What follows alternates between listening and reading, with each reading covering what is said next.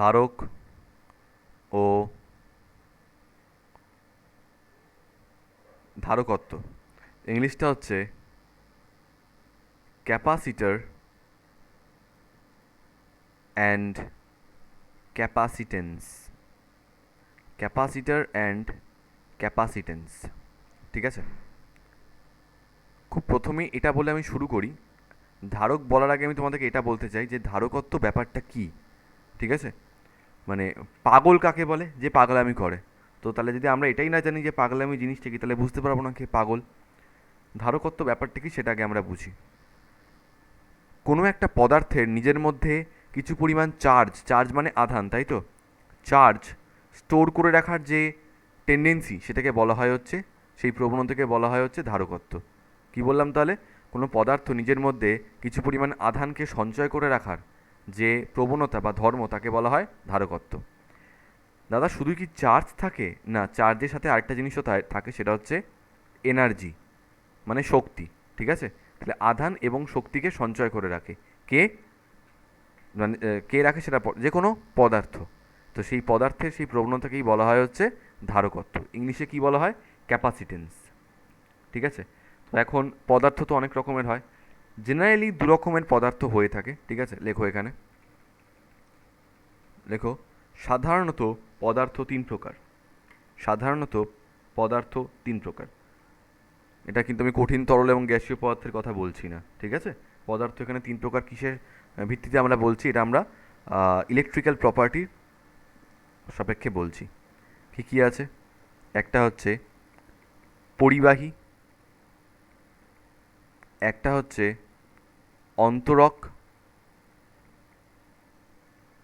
অন্তরক, আরেকটা হচ্ছে অর্ধপরিবাহী।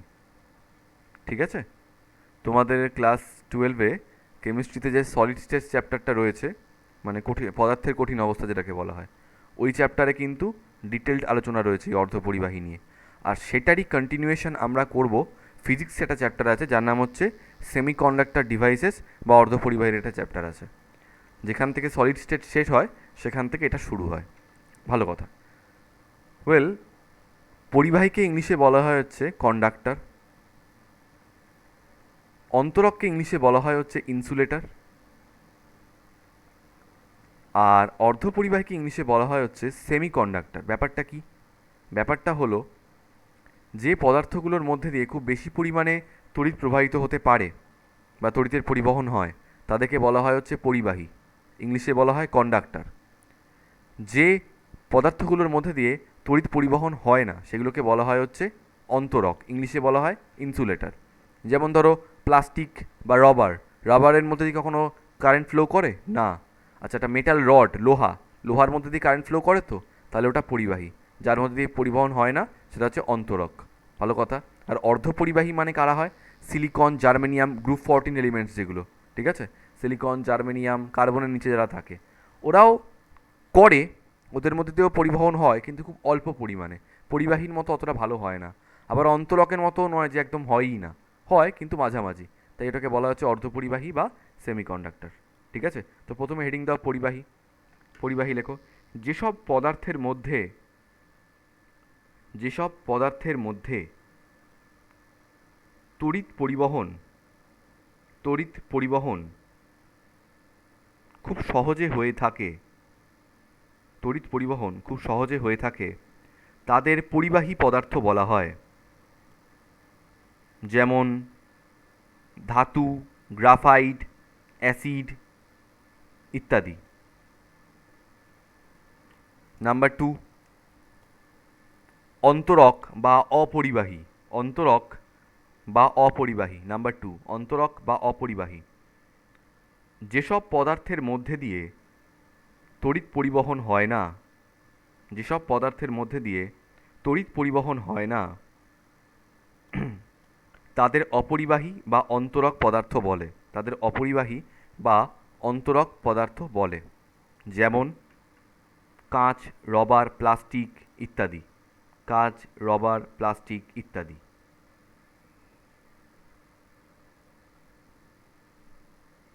ঠিক আছে, নেক্সট অর্ধপরিবাহী, 3 নম্বর অর্ধপরিবাহী।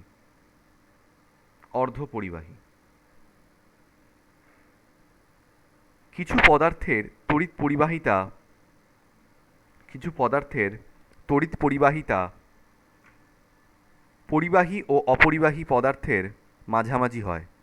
পরিবাহী ও অপরিবাহী পদার্থের মাঝামাঝি হয়, কমা দিয়ে এদের অর্ধপরিবাহী বলা হয়। যেমন কি বলেছি, সিলিকন, জার্মেনিয়াম ইত্যাদি। ঠিক আছে, তাহলে তড়িৎ ধর্মের উপর নির্ভর করে আমরা কত রকমভাবে ভাগ করতে পারি। নাম্বার 1 পরিবাহী, যাদের মধ্যে দিয়ে খুব বেশি পরিমাণে প্রবাহ হয়। নাম্বার 2 অন্তরক, যাদের মধ্যে দিয়ে প্রবাহ হয়ই না, তাই অপরিবাহীও বলা হয় তাকে। আর অর্ধপরিবাহী মানে হচ্ছে পরিবাহীর মতো অত ভালো কন্ডাকশন করতে পারে না, আবার অর্ধপরিবাহীর মতো তো বাজেও নয়। ঠিক আছে, এই তিনটে হচ্ছে ক্লাসিফিকেশন। ভালো কথা। এবার হেডিং দাও পরিবাহীর ধারকত্ব। পরিবাহীর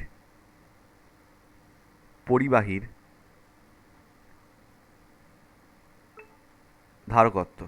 ঠিক আছে, মানে হচ্ছে capacitance of a conductor.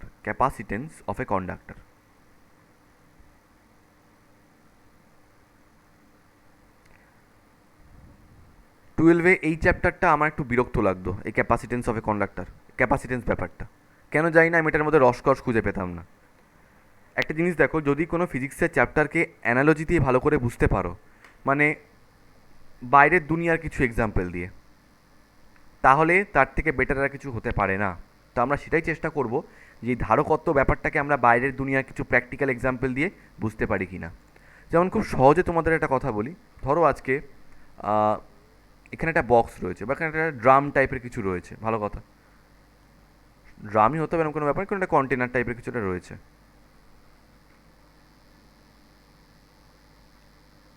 Simple container, drum টাইপের, সিলিন্ড্রিক্যাল।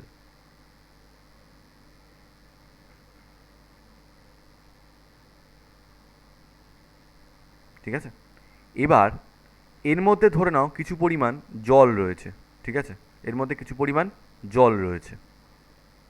ভালো কথা।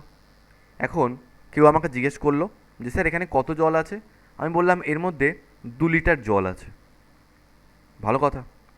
আচ্ছা, আজ থেকে 5 দিন বাদে যদি আমরা এখানে আসি, 5 দিন বাদে যদি আমরা এখানে আসি, এর মধ্যে কত জল থাকবে? 2 লিটারই থাকবে।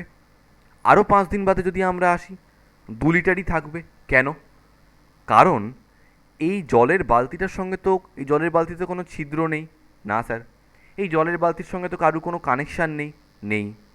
তাহলে তো এখান থেকে জল বেরিয়ে অন্য কোথাও যাবে না, এখানকার জল এর মধ্যেই পড়ে থাকবে। একদম ঠিক কথা। সেরমভাবে আজকে ধরে নাও এখানে একটা এখানে একটা মেটাল বল টাইপের কিছু রয়েছে। ঠিক আছে, একটা মেটাল বল টাইপের কিছু এখানে একটা রেখে দেওয়া হয়েছে স্ট্যান্ড দিয়ে।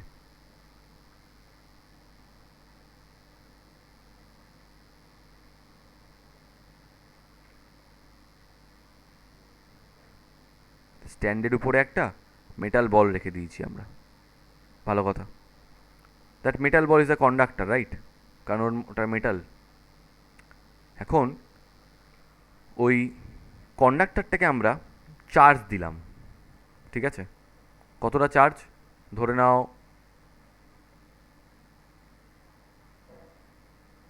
+5 কুলম্ব চার্জ,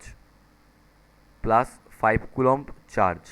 ঠিক আছে, আমাকে একটা কথা বলো তো, এই চার্জটা কোনো দিন এখান থেকে কোথাও যাবে বা কোথাও মানে বাড়বে বা কমবে, কিচ্ছু হবে না স্যার? না দাদা, এটা 5 কুলম্বই থেকে যাবে। কেন? এই কন্ডাক্টরটার সঙ্গে কারুর কোনো মানে লিঙ্ক আছে, কোনো তার দিয়ে কোনো কিছুর সঙ্গে অ্যাড করা বা অ্যাটলিস্ট গ্রাউন্ড করে দেওয়া, কিচ্ছু করা আছে এখানে? না স্যার, কিচ্ছু করা নেই। এই 5 কুলম্বটা একা একাই এখানে পড়ে রয়েছে। তার মানে কি, এই যে 5 কুলম্ব আধান, এটা সবসময় এই পরিবাহীটার মধ্যেই আটকে থাকবে।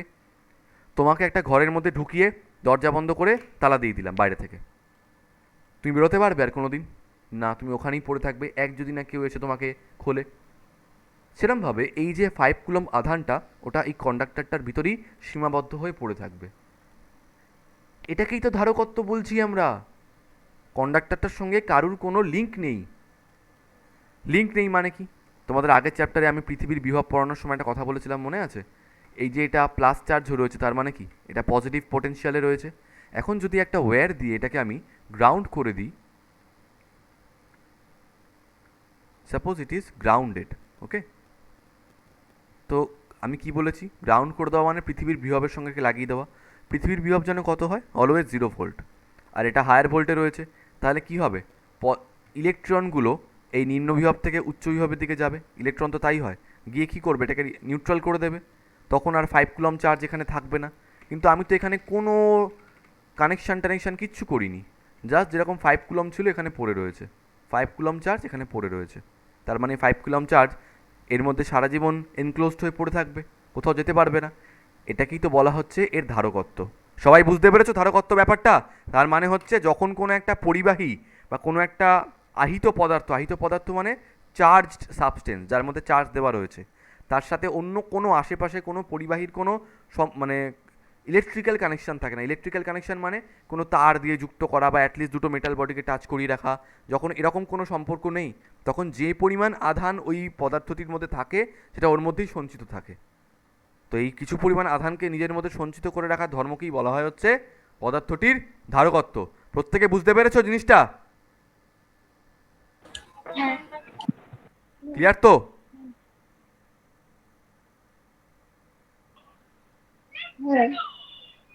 বাকিরা কোথায়? বাকিরা প্রত্যেকে বুঝতে পেরেছো ধারকত্ব জিনিসটা? হ্যাঁ বুঝেছি। ওকে, লেখো। আচ্ছা, বেশ, আরও দু একটা জিনিস একটু বলার আছে। ভালো কথা, এটা তো আমরা বুঝতে পারলাম। তাহলে সহজ কথায় লিখে রাখো, কোনো পরিবাহীর কিছু পরিমাণ আধান এবং শক্তি সঞ্চয় করে রাখার ধর্মকেই কোনো পরিবাহীর কিছু পরিমাণ আধান এবং শক্তি সঞ্চয় করে রাখার ধর্মকেই উক্ত পরিবাহীর ধারকত্ব বলা হয়। ধারকত্ব বলা হয়। ভালো কথা। যেটা আমি বলছিলাম যে বাইরের দুনিয়ার কোনো এক্সাম্পল দিয়ে যদি বুঝতে পারি, তার থেকে বেটার আর কিছু হতে পারে না। এবার এই সমস্ত চার্জ ফার্জ সব কিছু ভুলে যাও, ঠিক আছে? কি বলেছিলাম? এটা জলের ড্রাম।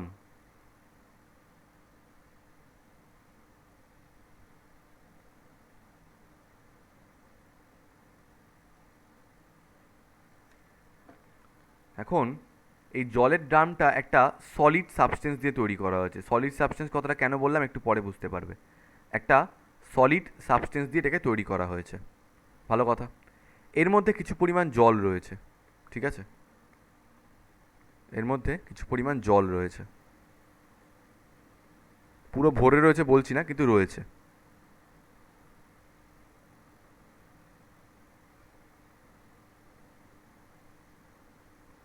বেশ, তো কোনো একটি নির্দিষ্ট সময়ে আমি ধরে নিলাম এর মধ্যে জলের পরিমাণ, আমি ইংলিশে লিখছি, হ্যাঁ, কোনো অসুবিধা নেই। আচ্ছা লেখো, বাংলায় লেখো। জলের পরিমাণ, জলের পরিমাণ মানে তো জলের আয়তন, তাই না? জলের পরিমাণ মানে জলের আয়তন, জলের আয়তন ধরে নিলাম ক্যাপিটাল কিউ, ঠিক আছে? জলের আয়তনকে আমরা কত ধরে নিলাম? Capital Q. এই সময় জলের যে উচ্চতা সেটাকে আমি ধরে নিচ্ছি ক্যাপিটাল ভি। জলের উচ্চতাকে আমি ধরে নিচ্ছি ক্যাপিটাল ভি। ভি জিনিসটা কি? জলের উচ্চতা মানে হাইট, জলের উচ্চতা। আর এই যে ড্রামটা, সিলিন্ড্রিক্যাল ড্রামটা, এর একটা ক্রস সেকশনাল এরিয়া রয়েছে না? রয়েছে তো? এটাকে লিখে রাখো, ওর ক্রস সেকশনাল এরিয়া বা পৃষ্ঠতলীয় ক্ষেত্রফল।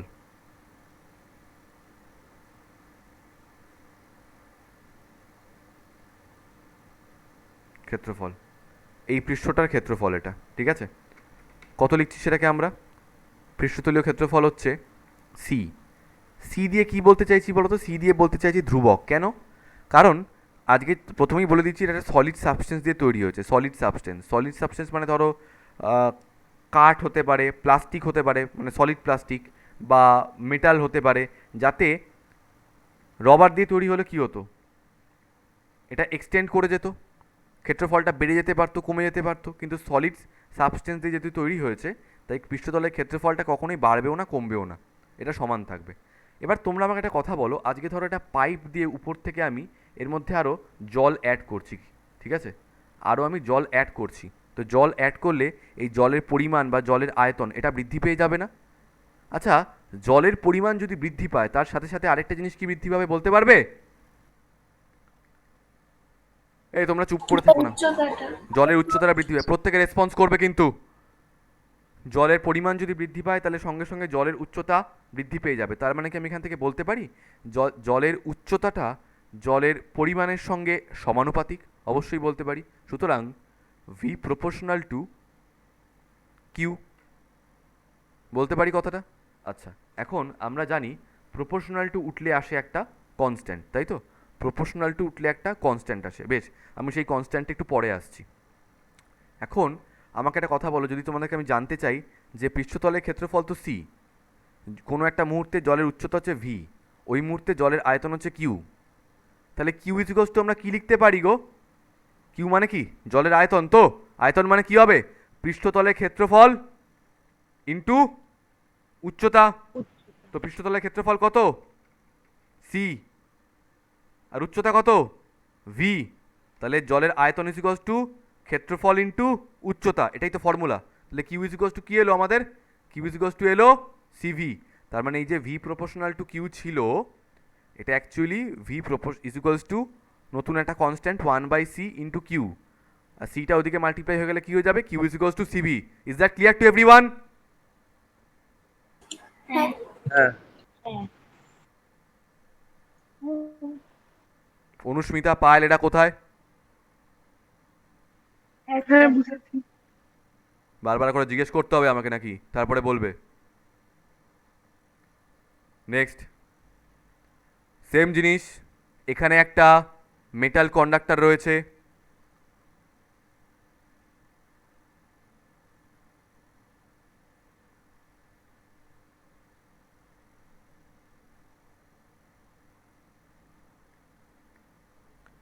যাকে ধরে নাও চার্জ দেওয়া হলো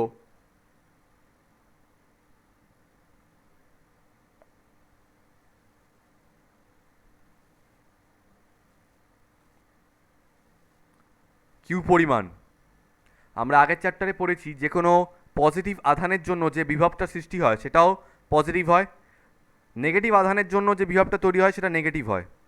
তার মানে একটা জিনিস এখান থেকে আমাদের ক্লিয়ার, যে আধানের মানটা যত বাড়াবো বিভবের মানটা তত ওর যে পৃষ্ঠে যে বিভবটা হয় সেটার মান বেড়ে যাবে। কেন? ফর্মুলাটা ছিল হচ্ছে ভি ইজিকলস টু 1/4πε0 Q/r², Q/r। তার মানে আধানের মান বাড়লে বিভবের মান বৃদ্ধি পায়, পরিষ্কার কথা। তার মানে সেখান থেকে আমি বলতে পারি যে ধরে নিচ্ছি এই মুহূর্তে বিভবের মান হচ্ছে ভি, এটা হচ্ছে আধানের পরিমাণ, আধানের পরিমাণ, আধানের পরিমাণ, আর এটা হচ্ছে বিভব, বিভবের মান। তার মানে এইমাত্র আমরা ফর্মুলা দিয়ে দেখলাম যে যত আধানের পরিমাণ বাড়াবো বিভব তত বৃদ্ধি পাবে। বাইরে থেকে ধরো এর মধ্যে আমি আরও আধান অ্যাড করছি, তাহলে বিভবটা বৃদ্ধি পেয়ে যাবে। তাহলে এখান থেকে আমরা বলতে পারি যে বিভবের মানটা আধানের মানের উপর নির্ভরশীল, আধান যত বাড়বে বিভব তত বৃদ্ধি পাবে। দেখা গেল একটা কনস্ট্যান্ট আসছে 1/c ইন্টু কিউ, সিটা দিয়ে গেল, হয়ে গেল হচ্ছে Q is equals to CV. আচ্ছা, ভালো কথা। এখন প্রশ্ন হচ্ছে এই সি জিনিসটা কি? এইখানে দেখি তো সি জিনিসটা কি ছিল। জলের ড্রামের ক্ষেত্রে সি জিনিসটা ছিল হচ্ছে পৃষ্ঠতলীয় ক্ষেত্রফল। এই ক্ষেত্রফলটা যত বেশি হবে, ক্ষেত্রফলটা যত বেশি হবে কম উচ্চতাতেই তত অনেক মানে কি বলবো, মানে জলের পরিমাণটা বেশি হলেও জলের উচ্চতাটা অত বেশি হবে না। আর পৃষ্ঠতলের ক্ষেত্রফলটা যদি সরু হয় তাহলে খুব কম জলের পরিমাণেও জলের উচ্চতাটা অনেক বেড়ে যাবে। তার মানে এটা ডিপেন্ড করছে, এটা হচ্ছে এই জলের ড্রামটার জল ধরে রাখার ক্ষমতা, কতটা পরিমাণ জলও ধরতে পারে। ঠিক আছে? যেমন ধরো আজকে এখানে দুখানা সিলিন্ডার আমি ড্র করছি, এটা একটা আর এটা একটা, এই একটা সিলিন্ডার আর এই একটা সিলিন্ডার। দুটোর হাইট অলমোস্ট সেমই এঁকেছি আমি, ঠিক আছে? দুটোর হাইট সেম। একটার পৃষ্ঠতলীয় ক্ষেত্রফল বা মানে এটা কী বলে জানো, মানে অন্তর্বর্তী ক্ষেত্রফল যেটাকে বলে, ওটা অনেক কম, এটার অনেক বেশি। তার মানে জলটা এখানে বেশি ধরবে, এখানে কম। তো জল কতটা ধরতে পারে সেই ধারকত্বটা হচ্ছে এই সি। সেরমভাবে এই কন্ডাক্টরটা কত পরিমাণ আধান ধরতে পারবে সেটা ডিপেন্ড করে এই সি এর উপরে, যেখানে একটি সি হলো ধারকত্ব। এই পরিবাহীর ধারকত্ব হচ্ছে সি। লিখে রাখো, যেখানে সি হলো এটি সমানুপাতিক ধ্রুবক, যেখানে সি হলো একটি সমানুপাতিক ধ্রুবক। সি ইজ ইকুয়ালস টু ধারকত্ব, সি ধারকত্ব। তাহলে জলের সঙ্গে কম্পেয়ার করে আমরা এটাই বুঝতে পারছি, এখানে যত জলের পরিমাণ বাড়বে জলের হাইট বাড়বে, এখানে যত আধানের পরিমাণ বাড়বে বিভবের মান বাড়বে। তাহলে ভি প্রপোর্শনাল টু কিউ, আর V is equals to 1/c into Q, সিটাকে ওদিকে তোলার জন্য Q is equals to CV. এবার তোমাদের একটা কথা বলি, তোমাদের বই খুলে দেখবে আমার এটার সঙ্গে মিলছে না। কেন? কারণ তোমাদের বইতে লেখা আছে কিউ প্রপোর্শনাল টু ভি। ওরা বলছে যে বিভবের মান বৃদ্ধি পেলে আধানের মান, মানে আধানের মান বৃদ্ধি পেলে বিভবের মান বৃদ্ধি পায়, আর তারপরে লিখে দিচ্ছে এরকমভাবে। কেন জানো? কারণ ওরা জানে প্রপোর্শনাল টু তুললে একটা কনস্ট্যান্ট আনতে হয়, আর ফর্মুলাটা হচ্ছে by default Q is equals to CV. এই ফর্মুলাটা এরকম বানানোর জন্য ওরা ভি প্রপোর্শনাল টু কিউ না লিখছে কিউ প্রপোর্শনাল টু ভি। আবার অনেকে তোমাদের বলবে এইটা লেখ আর এটা লেখ, একই তো জিনিস। মোটেও একই জিনিস নয়। কিউ প্রপোর্শনাল টু ভি মানে হচ্ছে ভি এর মানের উপর কিউ এর মানটা নির্ভর করছে, বাট সেটা প্র্যাকটিক্যাল নয়। কেন আমি কথাটা বলছি তোমাদের আগে, ওই কথাটা আমি বলেছি যে ধরো যারা এই ধরনের কথা বলে না যে এই এক্স প্রপোর্শনাল টু ওয়াই আর ওয়াই প্রপোর্শনাল টু এক্স জিনিসটা একই, ঠিক আছে? মানে এরম ব্যাপারটা হলো যে আমি পরীক্ষায় ফেল করে এসেছি, আমাকে বাড়িতে মেরেছে। কেন মেরেছে আমাকে বাড়িতে? কারণ আমি পরীক্ষায় ফেল করেছি। এবার আমাকে সে কেউ জিজ্ঞেস করলো যে আমি কেন ফেল করেছি, তখন আমি বলবো এই আমাকে বাড়িতে মেরেছে ওই জন্য। আরে মেরেছে পরে, ফেল করেছি আগে। ফেল করাটা হচ্ছে রিজন, আর মার খাওয়াটা হচ্ছে তার এফেক্ট। সেরমভাবে এখানে এক্স প্রপোর্শনাল টু ওয়াই লেখা মানে হচ্ছে এই ওয়াইটা হচ্ছে সামহাও রিজন, আর এক্সটা হচ্ছে তার effect. Q proportional to V লেখা মানে এরকম হচ্ছে বিভব বাড়লে আধান বাড়ে। কি আধান দেওয়ার জন্য বিভব বাড়ছে, খেয়াল রেখো জিনিসটা। তো কিউ প্রপোর্শনাল টু ভি লেখাটা কিন্তু অন্যায়, এই ভি প্রপোর্শনাল টু কিউ করেই আমাদের কাজটা করতে হবে, কিছু করার নেই। সিকে ইংলিশে কি বলে? ক্যাপাসিটেন্স বলে, ক্যাপাসিটেন্স। সিকে বলে ইংলিশে ক্যাপাসিটেন্স। হয়েছে? এবার তোমরা লেখো, কোনো নির্দিষ্ট পরিবাহীর ক্ষেত্রে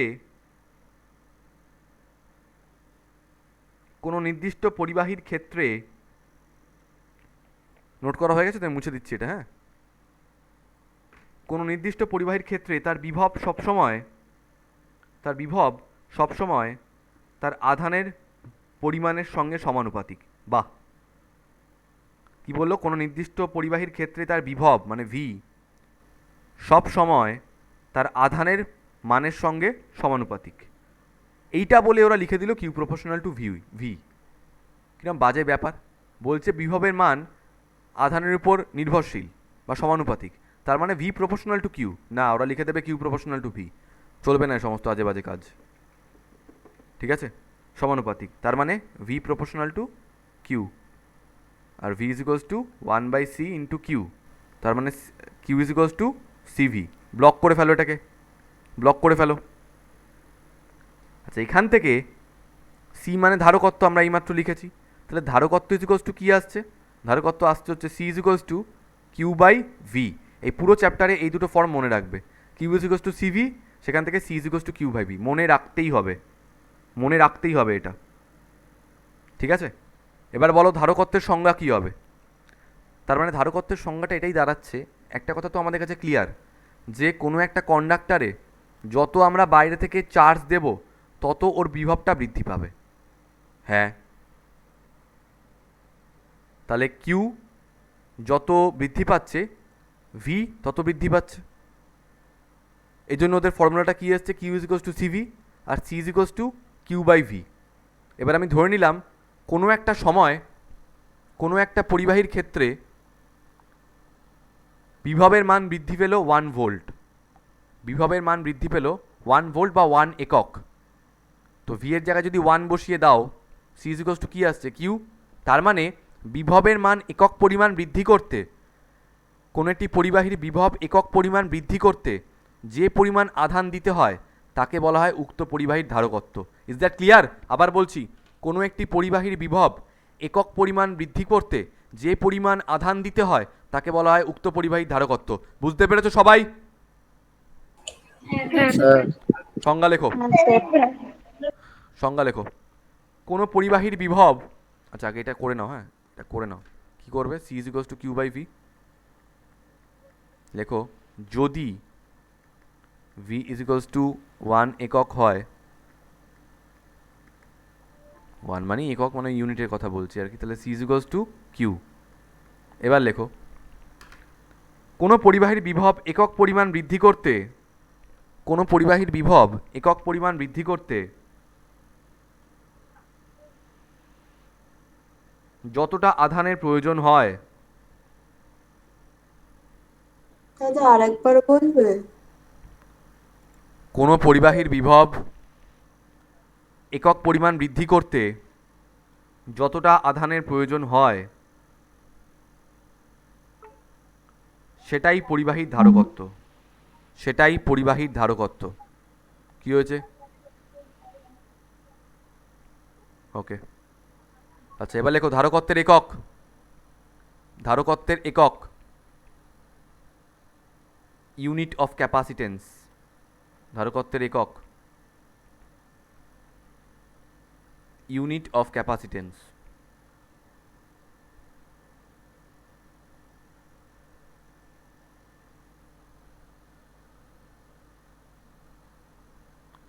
নাম্বার 1 লেখো এসআই ইউনিট বা এসআই একক। এসআই একক, এসআই ইউনিট বা এসআই একক। ধারকত্বের এসআই একক হচ্ছে ফ্যারাড, ঠিক আছে? Farad or capital F. তোমাদের যদি মনে থাকে আমি ক্লাস 11-এ তোমাদের দু একটা কথা বলেছিলাম, যখন কোনো একটা বিজ্ঞানীর নাম অনুসারে কোনো একক লেখা হয় তখন পুরো নামটা লিখলে সব তোমাকে স্মলে লিখতে হবে, বা যদি একটা সিম্বল দিয়ে দেখাতে চাও তাহলে প্রথম লেটারটা জাস্ট ক্যাপিটালে লিখতে হবে। আবার এমন অনেক ইউনিট আছে যেগুলো কোনো বিজ্ঞানীর নাম থেকে আসেনি, যেমন ধরো সেকেন্ড, যদি পুরোটা লেখো তাহলে পুরোটাই স্মলে লিখবে, আর যদি সিম্বল লেখো তাহলেও পুরোটাই মানে স্মলেই লিখবে, কারণ এটা তো কোনো বিজ্ঞানীর নাম থেকে আসেনি। তো এসআই ইউনিটটা হচ্ছে ফ্যারাড অর এফ, ঠিক আছে? লিখে রাখো, বাংলায় হচ্ছে ফয়জফলা আকার ফ্যারাড অর ক্যাপিটাল এফ লিখতে পারো, হোয়াট এভার, ঠিক আছে? এর ডেফিনেশনটা কী করে পাবো? মানে 1 ফ্যারাডের সংজ্ঞা লেখো, 1 ফ্যারাডের সংজ্ঞা, 1 ফ্যারাডের সংজ্ঞা, 1 ফ্যারাড এর সংজ্ঞা। আমাদের একজন বিজ্ঞানী আছে খুব ফেমাস, নাম জানো নিশ্চয়ই, Michael Faraday. Michael Faraday class 12-এ দু জায়গাতে তাকে আমরা পাবো, একটা পাবো হচ্ছে ইলেকট্রোকেমিস্ট্রিতে, কেমিস্ট্রিতে পাবো ইলেকট্রোকেমিস্ট্রিতে, আর ফিজিক্সে পাবো হচ্ছে দারুণ topic electromagnetism, electromagnetic induction, I should say electromagnetic induction. একটা পাবো ইলেকট্রোকেমিস্ট্রিতে, মানে অ্যাকচুয়ালি, হ্যাঁ ওই বাইরে গেছিলাম এটা পড়ে। তো কি বলছিলাম? হ্যাঁ, ইলেকট্রোলাইসিস। তো ইলেকট্রোলাইসিসের উপরে মাইকেল ফ্যারাডের একটা কন্ট্রিবিউশন আছে, আর ইলেকট্রোম্যাগনেটিক ইন্ডাকশনের উপরে আছে। এই দুটো হচ্ছে আমাদের ক্লাস 12-এর টপিক। তো এটা কিন্তু ফ্যারাডে নয়, নামটা হচ্ছে ফ্যারাড, এক্ষেত্রে ইউনিটটা ফ্যারাড হলো। তো 1 ফ্যারাডের সংজ্ঞা লেখো, 1 ফ্যারাড এর সংজ্ঞা, 1 ফ্যারাডের সংজ্ঞা। 1 ফ্যারাডের সংজ্ঞা কি দেখো, first of all write down the relation C is equals to Q by V, right? C is equals to Q by V. এখন আমরা জানি যে কিউ এর এসআই একক হচ্ছে কুলম্ব আর ভি এর এসআই একক হচ্ছে ভোল্ট, রাইট? তো যদি আমি এখানে 1 ফ্যারাড লিখি, 1 ফ্যারাড যদি লিখি তার মানে কী হবে? এই দুটোকে সেম সেম ভ্যালু হতে হবে। ধরে নিচ্ছি 1/1, 1/1 তো 1 হয়ে যাবে। কিউ এর ভ্যালুটা কী হতে পারে? কিউ এর ভ্যালু হবে হচ্ছে, মানে ইউনিটটা কী হবে? কুলম্ব, আর পোটেনশিয়াল ইউনিটটা কী হবে? ভোল্ট, তাই তো? তাহলে কোনো একটা কন্ডাক্টারের আমরা কি জানি ধারকত্ব মানে কি? যে কোনো একটা পরিবাহীর একক পরিমাণ বিভব বৃদ্ধি করতে যে পরিমাণ আধান দিতে হয় তাকে উক্ত পরিবাহীর ধারকত্ব বলা হয়। তাহলে এখান থেকে দেখতে পাওয়া যাচ্ছে যদি কোনো পরিবাহীর বিভব 1 ভোল্ট বৃদ্ধি করতে 1 কুলম্ব আধান প্রয়োজন হয় তবে উক্ত পরিবাহীর ধারকত্বকে 1 ফ্যারাড বলা হবে। ক্লিয়ার? তো লেখো লেখো কোনো পরিবাহীতে 1 কুলম্ব আধান দিলে যদি তার বিভব কোনো পরিবাহীতে 1 কুলম্ব আধান দিলে কোনো পরিবাহীতে 1 কুলম্ব আধান দিলে যদি তার বিভব 1 ভোল্ট বৃদ্ধি পায় 1 ভোল্ট বৃদ্ধি পায় তাহলে ওই পরিবাহীর ধারকত্বকে তাহলে ওই পরিবাহীর ধারকত্বকে 1 ফ্যারাড বলা হয়। ফ্যারাড 1 ফ্যারাড বলা হয়। ঠিক আছে, নেক্সট নাম্বার 2 সিজিএস একক। সিজিএস একক তোমাদের যদি মনে থাকে আমি বলেছিলাম আধানের সিজিএস একক ছিল হচ্ছে ইএসইউ বা ইলেকট্রোস্ট্যাটিক ইউনিট, যেটাকে বলা হতো আধানের স্থির তাড়িতিক একক, তাই তো? স্থির তাড়িতিক একক বা স্থির তড়িৎ একক বলা হতো।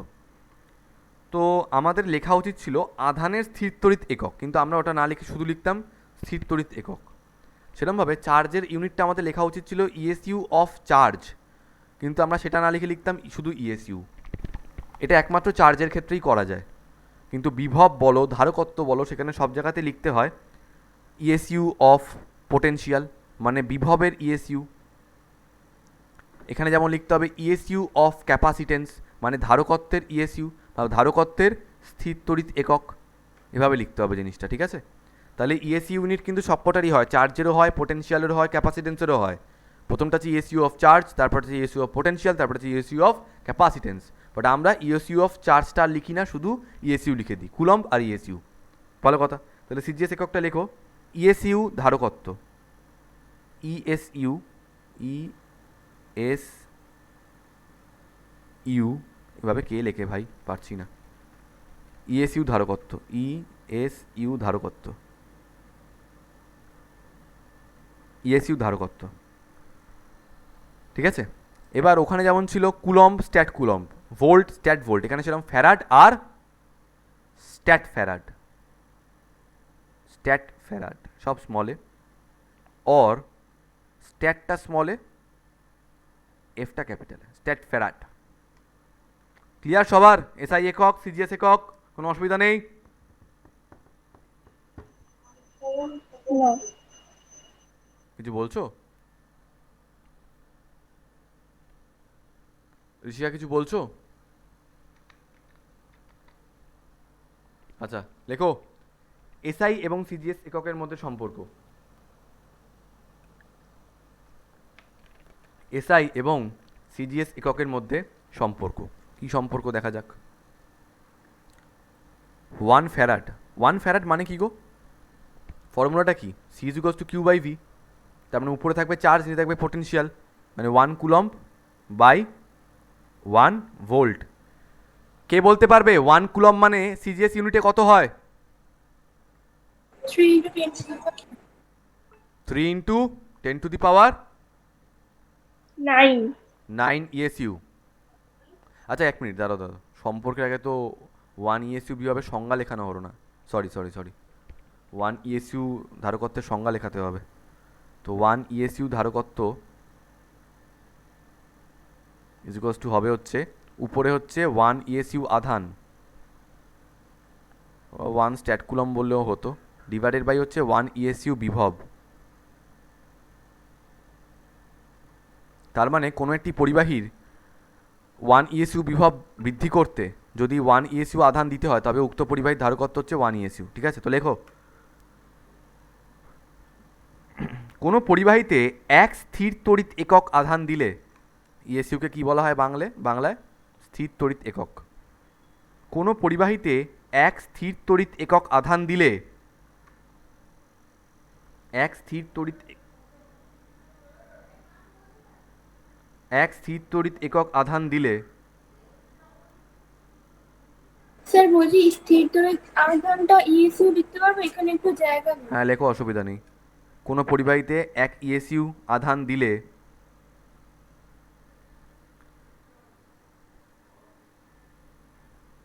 যদি পরিবাহীর বিভব 1 ইএসইউ বৃদ্ধি পায় যদি পরিবাহীর বিভব 1 ইএসইউ বৃদ্ধি পায়, কি বললাম তাহলে, কোনো পরিবাহীতে 1 ইএসইউ আধান দিলে যদি পরিবাহীর বিভব 1 ইএসইউ বৃদ্ধি পায়, তাহলে ওই পরিবাহীর ধারকত্বকে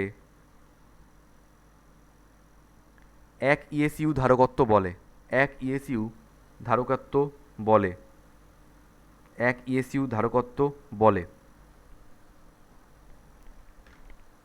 এসআই আর সিজিএস এর মধ্যে রিলেশন কি আছে? Q is equals to CV, তো তাহলে C is equals to Q by V. এখন এসআই ইউনিটটা নিলাম আমি, 1 ফ্যারাড ইজ ইকুয়ালস টু কী হবে? 1 কুলম্ব বাই 1 ভোল্ট। আমরা জানি 1 কুলম্ব মানে হচ্ছে 3 into 10 to the power 9 ESU আধান, আর 1 ভোল্ট মানে হচ্ছে 1 ভোল্টকে যদি আমরা ইএসইউ বিভাবে নিয়ে গিয়ে লিখি, রিলেশনটা যাকে জিজ্ঞেস করবো, দেখি যাকে জিজ্ঞেস করবো সে শুধু বলবে। ইন্দ্রনীল, আনমিউট করো একটু। 1 ভোল্ট মানে কত স্ট্যাট ভোল্ট একটু বলো আমাকে।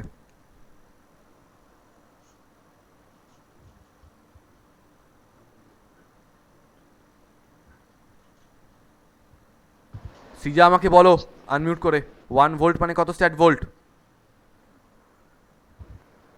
সিজা আনমিউট।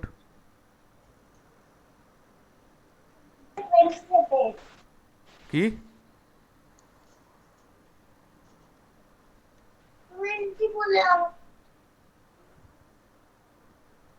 কি বলছে আমি জানি না। আচ্ছা,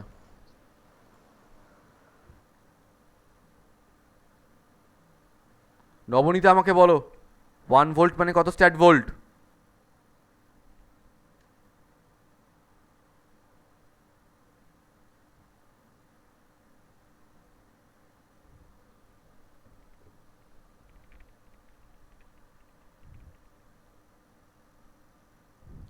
পায়েল বলো 1 ভোল্ট মানে কত স্ট্যাট ভোল্ট?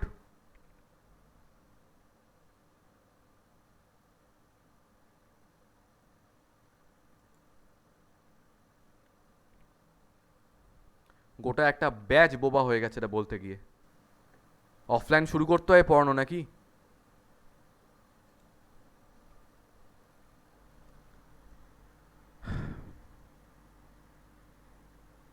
ভালো।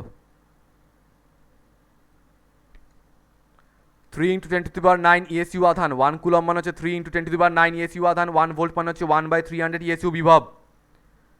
300কে উপরে তুললে 3 ইন্টু 3 হয়ে যাবে 9, 10 টু দি পাওয়ার 9, তার সঙ্গে আরও 100 মাল্টিপ্লাই হয়ে গেলে হয়ে যাবে 10 টু দি পাওয়ার 11। ইএসইউ আধান বাই ইএসইউ বিভব মানে হচ্ছে ইএসইউ ধারকত্ব বা স্ট্যাট ফ্যারাড। তার মানে আমরা পাচ্ছি 1 ফ্যারাড ইজ ইকুয়ালস টু হচ্ছে 9 into 10 to the power 11 stat farad.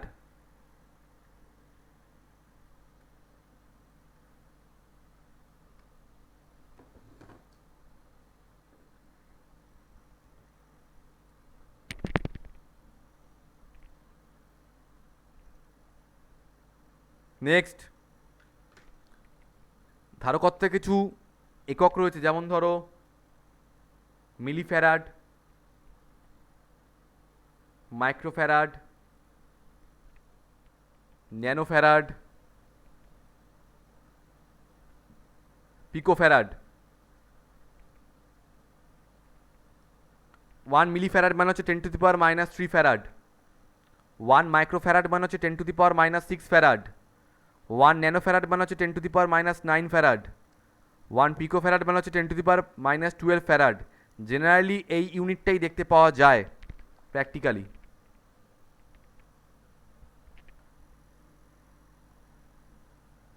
Heading দাও, ধারকত্বের মাত্রা। ধারকত্বের মাত্রা। তোমরা কি আবার হঠাৎ করে পড়াশোনা ছেড়ে দিলে নাকি? 1 ভোল্ট ইজ ইকুয়ালস টু কত স্ট্যাট ভোল্ট এটা বলতে পারছো না?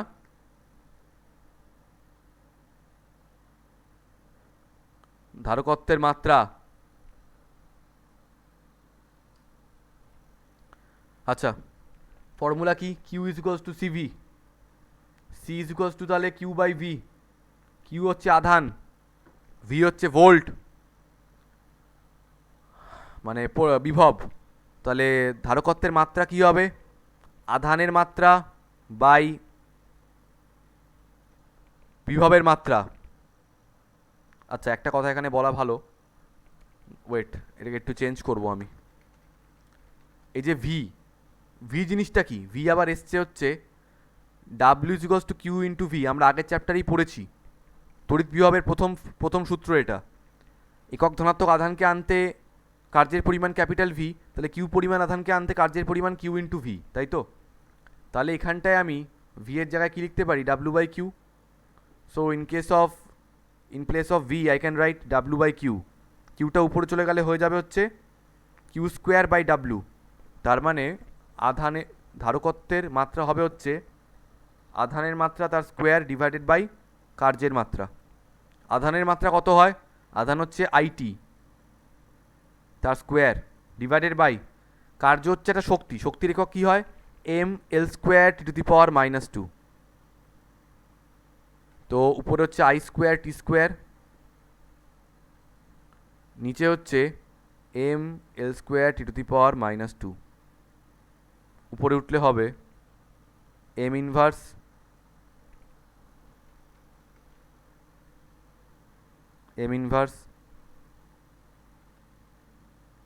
এল square inverse T to the power 4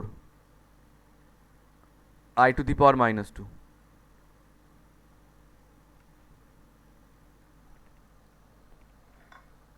তা I to the power -2 হলে তাহলে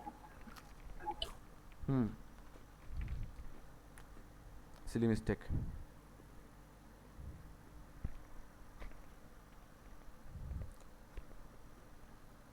আই স্কোয়ার।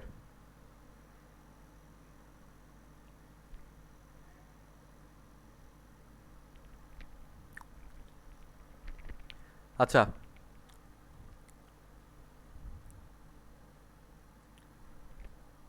অনুস্মিতা আমাকে বলো তাহলে পরিবাহীর ধারকত্ব বলতে আমি একদম প্রথমে কি বলেছি? ধারকত্ব মানে আমরা কি বুঝলাম? একদম যেটুকু বুঝেছো ওটা বলো।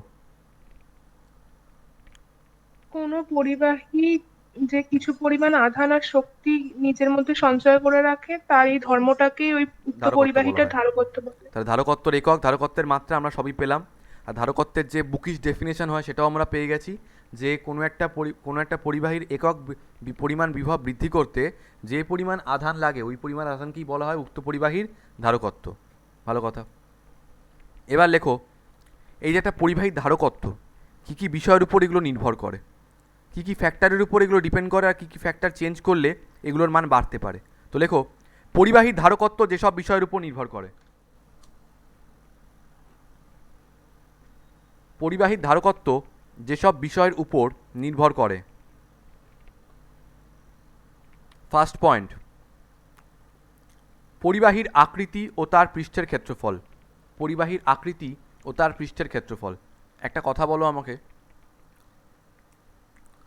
এটা ধরো একটা কন্ডাক্টর, এটা ধরো আরেকটা কন্ডাক্টর।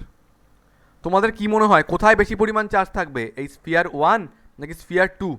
কোথায় বেশি থাকবে চার্জ? 1 কারণ ওখানে মানে পৃষ্ঠতলের ক্ষেত্রফলটা অনেক বড়, অনেক বেশি জায়গায় ওখানে চার্জ দেওয়ার জন্য। 2 নম্বর স্ফিয়ারটা অনেক ছোট, ওখানে অত জায়গায় নেই চার্জ দেওয়ার, তাই অবভিয়াসলি প্রথমটার ধারকত্ব অনেক বেশি হবে। তো কি বললাম নাম্বার 1 পয়েন্টটা? পরিবাহীর আকৃতি ও তার পৃষ্ঠের ক্ষেত্রফল।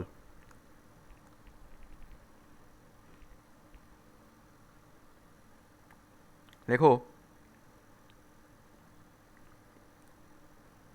কোনো নির্দিষ্ট আকৃতির পরিবাহীর পৃষ্ঠের ক্ষেত্রফল বৃদ্ধি পেলে তার ধারকত্ব বৃদ্ধি পায়।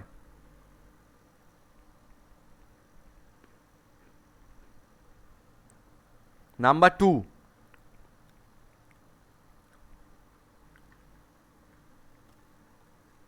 অন্য পরিবাহীর উপস্থিতি। নাম্বার 2, অন্য পরিবাহীর উপস্থিতি। লেখো, একটি আহিত পরিবাহীর কাছে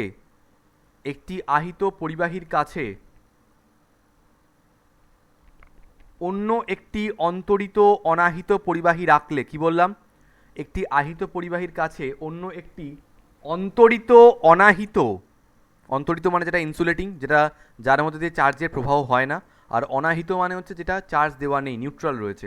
অন্তরিত অনাহিত পরিবাহী রাখলে আহিত পরিবাহীটির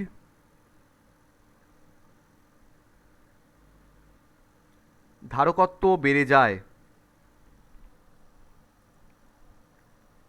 দাঁড়িয়ে লেখো, আবার দ্বিতীয় পরিবাহীটি ভূ সংলগ্ন হলে, ভূ সংলগ্ন ব্র্যাকেটে লিখে রাখো গ্রাউন্ডেড অর আর্থড, ওই গ্রাউন্ড করা আছে আর কি, ভূ সংলগ্ন হলে ধারকটির ধারকত্ব আরও বেশি হয়।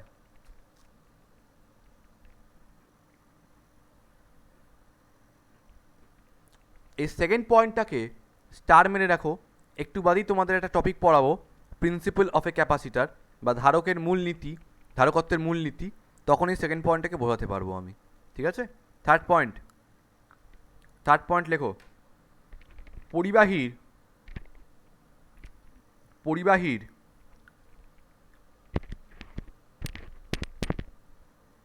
চারদিকে মাধ্যমের প্রকৃতি, পরিবাহীর চারিদিকে মাধ্যমের প্রকৃতি।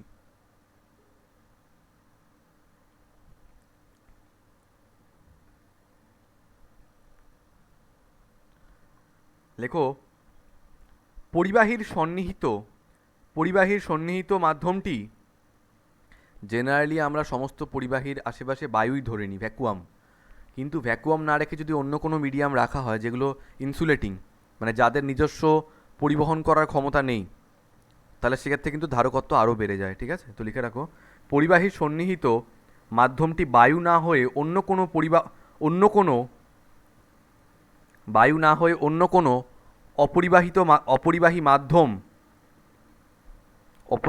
কোনো অপরিবাহী মাধ্যম হলে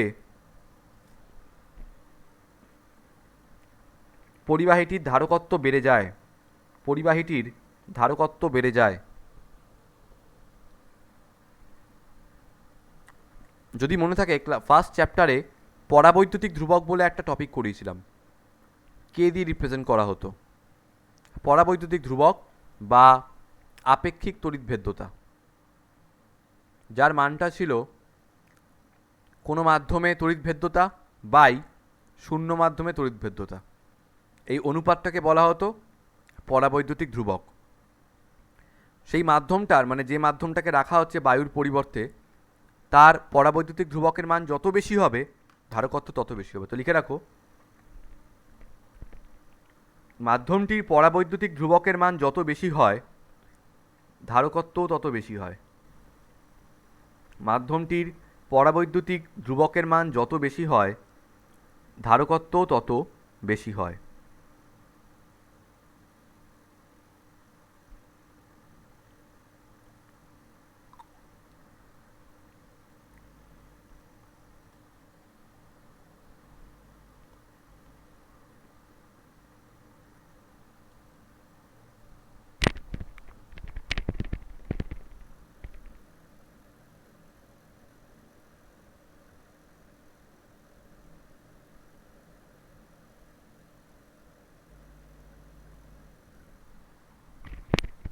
হয়ে গেছে? আচ্ছা, লেখো এবার, এই প্রথম আমরা ধারকত্ব বার করছি। লেখো, একটি পরিবাহী গোলকের ধারকত্ব, একটি পরিবাহী গোলকের ধারকত্ব, একটি পরিবাহী গোলকের ধারকত্ব।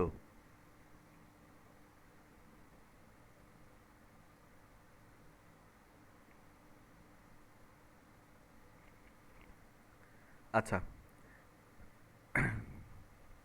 যাকে জিজ্ঞেস করবো সে বলবে।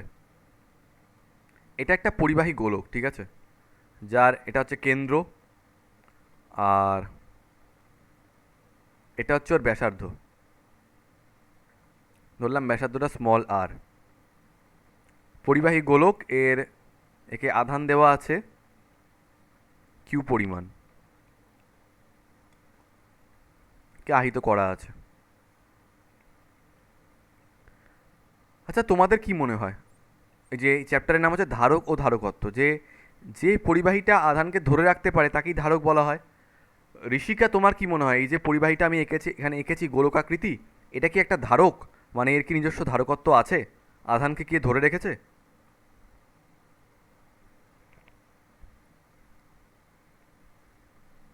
না, রাখেনি আধানকে ধরে? বাইরের দিকে। না। তাতে কি হয়েছে? পরিবাহী সঙ্গে রয়েছে কিনা বলো, এটা বাইরে ভিতরে সে মরুঙ্গে, পরিবাহীতে রয়েছে তো, তাহলেই হবে। হ্যাঁ। আচ্ছা, এবার ধারকত্ব মানে হচ্ছে সেটাকে ধরে রাখা। ও কি ধরে রাখতে পারবে নাকি আধানটা চলে যাবে? উম, এটা তো ভাবনার ব্যাপার নয়, এর সঙ্গে কারোর কোনো কানেকশন দেখতে পাচ্ছ স্যার তুমি? ধরে রাখতে পারবে। কোনো কানেকশন নেই, তার মানে ও ধরে রাখতে পারবে। তার মানে যে কোনো অন্তরিত পরিবাহী, অন্তরিত পরিবাহী মানে যার সঙ্গে অন্য কোনো পরিবাহীর কোনো সম্পর্ক নেই, প্রত্যেকটা পরিবাহী তখন ধারকের মতো ক্রিয়া করে। ভালো কথা। তো লেখো এখানে, ধরি স্মল আর ব্যাসার্ধ বিশিষ্ট কোনো পরিবাহী গোলককে, স্মল আর ব্যাসার্ধ বিশিষ্ট কোনো পরিবাহী, একটু তাড়াতাড়ি হাত চালাবে, কোনো পরিবাহী গোলককে ক্যাপিটাল কিউ পরিমাণ আধান দেওয়া হলো, ক্যাপিটাল কিউ পরিমাণ আধান দেওয়া হলো। আমরা জানি, দাঁড়ি, আমরা জানি, তোমাদের এই কথাটা সেই গস থিওরেম থেকে বলছি, যে যখন এই সুষমভাবে আধানগুলোকে আহিত করা থাকে তখন আমরা ধরে নিতে পারি যে সমগ্র আধানটা ওর কেন্দ্রে কেন্দ্রীভূত রয়েছে। তো লেখো, আমরা জানি একটি আহিত গোলকের ক্ষেত্রে তার সমগ্র আধান, আমরা জানি একটি আহিত গোলকের ক্ষেত্রে তার সমগ্র আধান গোলকের কেন্দ্রে অবস্থিত বলে ধরা যেতে পারে, গোলকের কেন্দ্রে অবস্থিত বলে ধরা যেতে পারে। কে বলতে পারে দেখি? পরিবাহীটির পৃষ্ঠে, পরিবাহীটির পৃষ্ঠে কোনো একটি বিন্দুতে তড়িৎ বিভবের মান v ইজ ইকুয়ালস টু, কে বলতে পারবে বলো, v ইজ ইকুয়ালস টু কি হবে? 1/4 pi epsilon naught r। 1/4 r। Q by R sir. আধানের মান q বাই ডিস্টেন্সটা হচ্ছে এখানে স্মল r, তাহলে r, q বাই r, এটা হচ্ছে বিভবের মান। তাহলে ধারকত্ব কি হবে? ধারকত্ব, ধারকত্ব হবে হচ্ছে c is equals to q by v, q divided by v এর জায়গায় বসবে 1/4 epsilon naught q by small r। Q Q কেটে গেল, উপরে কি উঠে গেল, 4 এফ, আচ্ছা এখানে সি জিরো থাক, ছাড়ো, 4 এপসাইলন নট স্মল আর। কি এসছে ধারকত্ব? ধারকত্ব এসছে C is equals to 4 epsilon nought small R. ঠিক আছে, ব্লক করে ফেলো, 4 এপসাইলন নট স্মল আর। বেশ, এটা গেল এসআই ইউনিট। সিজিএস হলে কি হবে? সিজিএস এই 4 এপসাইলন নট কিছুই থাকবে না, তাহলে শুধু কি পড়ে থাকবে, C is equals to small R. কোন একক এটা? সিজিএস একক। তাহলে কি সেই থেকে আমি বলতে পারি যে সিজিএস এককে ব্যাসার্ধের একক আর ধারকত্বের একক একই, মানে একক না বললো মানটা একই, সরি, বলতে পারি কি আমি যে সিজিএস এর ক্ষেত্রে কোনো একটা গোলীয় পরিবাহীর ব্যাসার্ধ তার ধারকত্বের সঙ্গে সমান। লেখো, সিজিএস পদ্ধতিতে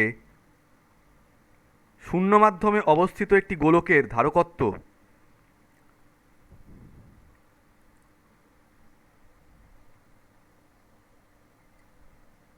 সিজিএস পদ্ধতিতে শূন্য মাধ্যমে অবস্থিত একটি গোলকের ধারকত্ব সংখ্যাগতভাবে তার ব্যাসার্ধের সমান, সংখ্যাগতভাবে তার ব্যাসার্ধের সমান।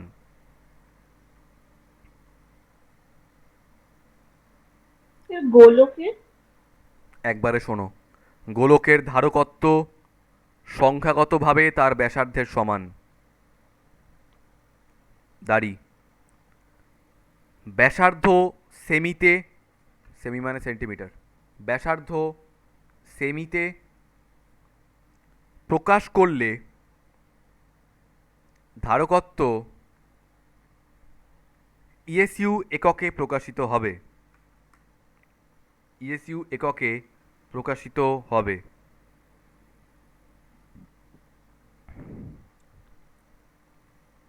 একটা কোশ্চেন লেখো।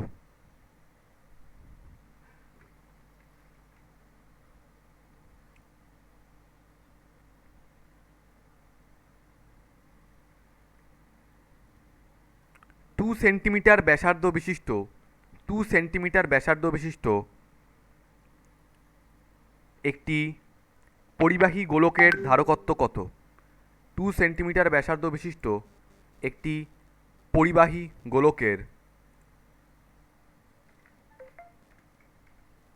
একটি পরিবাহী গোলকের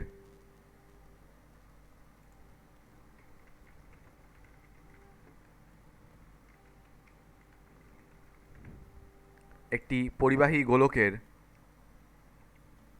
ধারকত্ব কত? কত হবে? ইএসইউ 2 ইএসইউ ধারকত্ব লিখে রাখো। 2 ইএসইউ ধারকত্ব বা লিখে রাখো 2 স্ট্যাট ফ্যারাড, তাহলেও হবে। 2 ইএসইউ ধারকত্ব বা 2 স্ট্যাট ফ্যারাড। 2 stat farad.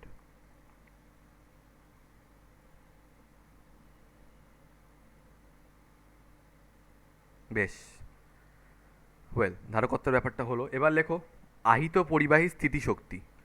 এই যে এতক্ষণ ধরে তোমাদেরকে বলছি যে একটা পরিবাহী ধারকত্ব মানে কি, যে কিছু পরিমাণ আধান এবং কিছু পরিমাণ শক্তিকে সঞ্চয় করে রাখে। তো যে পরিমাণ শক্তিকে সঞ্চয় করে রেখেছে ওটা কি বলা হচ্ছে? স্থিতিশক্তি। তো লেখো আহিত পরিবাহী স্থিতিশক্তি। আহিত পরিবাহীর আহিত পরিবাহীর স্থিতিশক্তি। দেখো প্রথমে আমি এটা নর্মাল ওয়েতে করব, তারপরে ক্যালকুলাস দিয়ে করব। অল্টারনেটিভ ওয়ে, তোমাদের যেটা ভালো লাগবে তোমরা সেটাই করতে পারো। যেমন আমি তোমাদের সময় ওটা ক্যালকুলাস দিয়েই করতাম, মুখস্থের মতো। আহিত পরিবাহীর স্থিতিশক্তি, হেডিং দাও। লেখো, আগে একটু লিখে নাও তারপরে বোঝাচ্ছি। ধরি একটি পরিবাহীর ধারকত্ব ক্যাপিটাল সি, আগে থেকেই বলে দিয়েছি। ধরি একটি পরিবাহীর ধারকত্ব ক্যাপিটাল সি এবং তাতে কিউ পরিমাণ আধান দেওয়ার ফলে, ধরি একটি পরিবাহীর ধারকত্ব সি এবং তাতে কিউ পরিমাণ আধান দেওয়ার ফলে এর বিভব হয় ক্যাপিটাল ভি। এর বিভব হয় ক্যাপিটাল ভি। এবার একটা কথা তোমাদেরকে বলি। ধরো এখানে একটা কন্ডাক্টর রয়েছে, এটা একটা conductor which was initially neutral. Okay, it was initially neutral, ভালো কথা। এটা একটা স্ট্যান্ডের উপর রাখা রয়েছে, যেরকমভাবে আগে করছিলাম, স্ট্যান্ডের উপর এটা রয়েছে। এখন আমি ধরো তোমাদেরকে বললাম যে এই পরিবাহীটাতে তোমরা 10 কুলম্ব আধান দাও। তোমরা কি মনে করো, মানে তোমরা শুধু নয়, আমরা সবাই মনে করি এই তো এটা 10 কুলম্ব আধান নিয়ে এলাম, এর মধ্যে দিয়ে দিলাম। জিনিসটা কিন্তু এরমভাবে হয় না। খুব ক্ষুদ্র ক্ষুদ্র ক্ষুদ্র ক্ষুদ্র আধান মিলিয়ে মিলিয়ে হয়তো 10 কুলম্ব বানানো হয়। ধরো এই যে ক্ষুদ্র ক্ষুদ্র আধানে কণাগুলো নিয়ে আসছি, তার প্রত্যেকটার মান ধরে নাও 1 কুলম্ব করে। তাহলে কতগুলো কণা এখানে আনতে হবে? 10খানা। তবেই আধানের মানটা টোটাল জমতে জমতে জমতে জমতে 10 কুলম্ব হবে। তার মানে প্রথমে যখন একটা এনেছি তখন 1 কুলম্ব, আরেকটা এনেছি যখন তখন 2 কুলম্ব, আরেকটা এনেছি যখন তখন আধানটা 3 কুলম্ব, এভাবে একটা একটা করে বাড়ছে।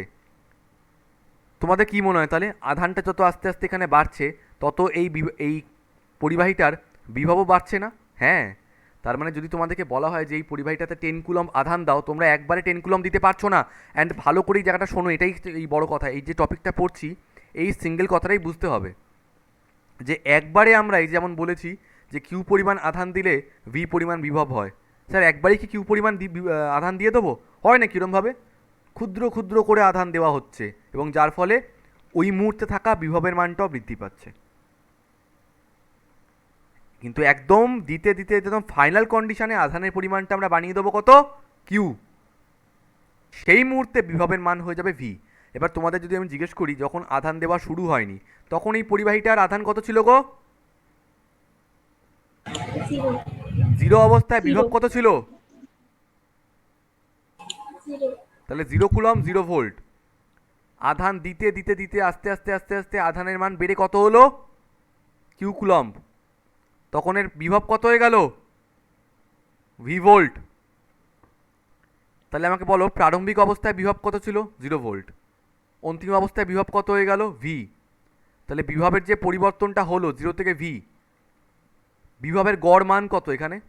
যেমন তোমাদের যদি মনে থাকে, আমি যখন তোমাদের ওয়ান ডাইমেনশনাল মোশন মানে একমাত্রিক গতি করিয়েছিলাম, বলেছিলাম প্রারম্ভিক গতি ইউ আর অন্তিম গতি যদি ভি হয়, তাহলে এই দুটো বেগের গড় কত হবে U plus V by two. এবার আমি বুঝতাম না যে 2 দিয়ে কেন ডিভাইড করছি, কারণ দুটো পয়েন্টে ভেলোসিটি নিয়েছি, তাই দুটো পয়েন্ট দিয়ে 2 দিয়ে ডিভাইড করা হলো। সেরকমভাবে এখানে দুখানা অবস্থা নিয়েছি, একটা 0 ভোল্ট, একটা ভি ভোল্ট, প্রাথমিক অবস্থা অন্তিম অবস্থা।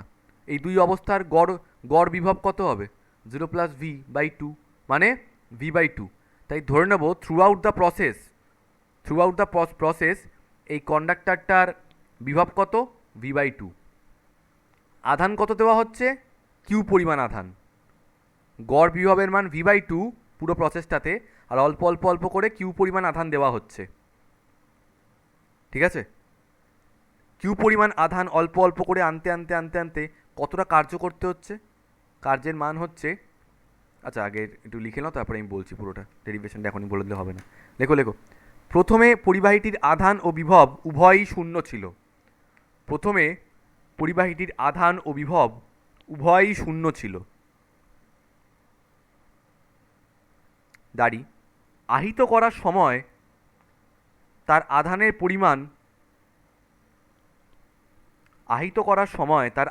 পরিমাণ ধীরে ধীরে বাড়াতে থাকলে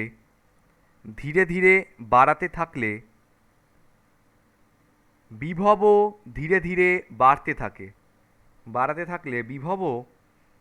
ধীরে বাড়তে থাকে।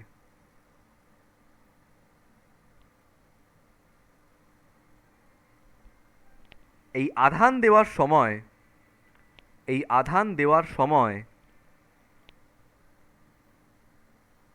কিছু কাজ করতে হয়। এই কিছু কাজ করতে হয় কথাটাকে তোমরা আন্ডারলাইন করো। এই আধান দেওয়ার সময় কিছু কাজ করতে হয়, এটাকে আন্ডারলাইন করো। আমার বক্তব্য হচ্ছে কেন করতে হচ্ছে, কাজটা কেন করতে হচ্ছে, বেশ দেখা যাক কেন কাজ করতে হচ্ছে। তোমাদেরকে প্রথমে আমি কত বলেছিলাম, এখানটায় কত চার্জ আনতে? আমি বলেছিলাম এখানটায় 10 কুলম্ব আধান আনতে। ভালো কথা, 10 কুলম্ব আধান। কিন্তু স্যার দাদা 10 কুলম্ব তো আমরা একবারে আনতে পারি না, প্রথমে তো এখানে দেওয়া হয়েছে 1 কুলম্ব, আরও ধরো 1 কুলম্ব নিয়ে আসছি। তোমাদের কি মনে হয় এর ভিতরে থাকা প্লাস 1 কুলম্বটা যেটা আগে দেওয়া হয়েছিল, সেটা এই নেক্সট ইনকামিং 1 কুলম্বটাকে অপোজ করবে কি করবে না, বাধা প্রদান করবে কি করবে না? তোমরাই বলো, করতে বাধ্য করবে। বেশ, কিন্তু তোমরা এত অ্যাডামেন্ট, তোমরা জোর করে বলে না নিতেই হবে। 2 কুলম্ব আধান হয়ে গেল। পরে যে আধানটা নিয়ে আসছি 1 কুলম্ব আরও, যদিও 1 কুলম্ব করে কিন্তু আনা হয় না, আরও ক্ষুদ্র মানে আনা হয় চার্জকে, তখন এই আবার অপোজ করছে। পরের বার এটা যখন 3 কুলম্ব হয়ে গেল, এবং প্রত্যেক ক্ষেত্রে দেখো যত এখানে আধানের মানটা বাড়ছে না, অপোজিশনটা কিন্তু আস্তে আস্তে বাড়ছে, কার্যটাকে আরও বেশি বেশি করে করতে হচ্ছে, তখন জোর করে নিয়ে আসতে হচ্ছে, কিছু পরিমাণ কার্য করতে হচ্ছে। তো তার জন্যই বলেছি যে এই আধান দেওয়ার সময় কিছু কাজ করতে হয়। লেখো এবার, সমগ্র আধান পরিবাহীকে দিতেই যেই পরিমাণ কার্য করছো ওটাই ওর মধ্যে এই স্থিতিশক্তি রূপে সঞ্চিত থাকে। সমগ্র পরিমাণ আধান পরিবাহীকে দিতে মোট যে কাজ করতে হয় তা আহিত পরিবাহীটিতে স্থিতিশক্তি হিসেবে সঞ্চিত থাকে।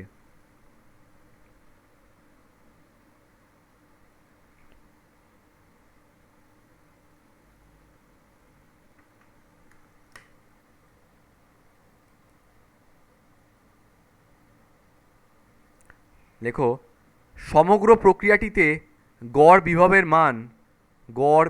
মান কত হবে? প্রাথমিক ছিল 0, অন্তিম হচ্ছে ভি বাই টু, মানে ভি বাই টু, এটা হচ্ছে গড় বিভবের মান। ভালো কথা। আধান কত দেওয়া হয়েছে টোটাল? কিউ। তাহলে কৃতকার্য ফর্মুলা আমরা কি জানি? আধান ইন্টু বিভব, আধান কত? কিউ। বিভব কত? v/2। তাহলে কত আসছে? Half into Q V. এখন আমরা কিউ মানে কি জানি? কিউ মানে জানি আমরা জানি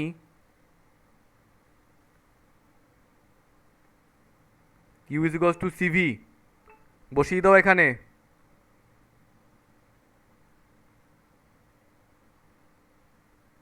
হয়ে যাচ্ছে হাফ সিভি স্কোয়ার। আবার এটাও জানি V is equals to Q by C. যদি এখানটায় বসিয়ে দিই,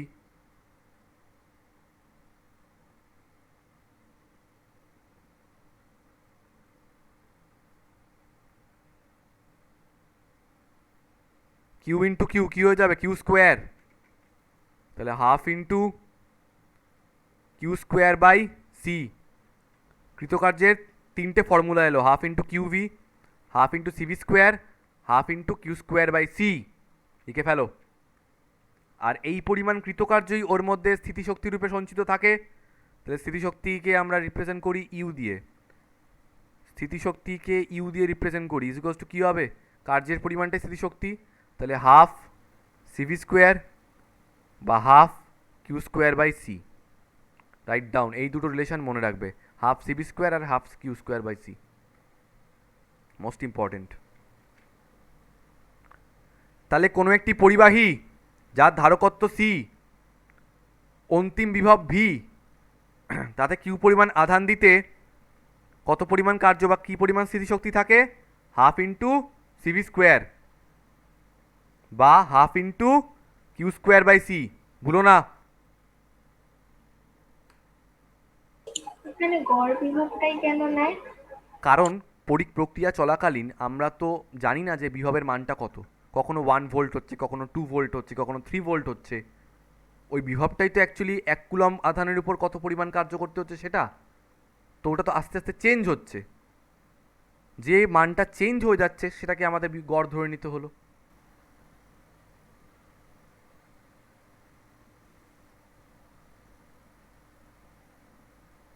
নেক্সট, বিকল্প alternative method. Alternative method alternative method practice আবার বন্ধ হয়েছে কিছু কিছু মহামানবের। অল্টারনেটিভ মেথড ভালো। ওয়েল, ধরো কোনো একটা পরিবাহী এখানে রয়েছে, ভালো করে শুনবে। কোনো একটা পরিবাহী এখানে রয়েছে,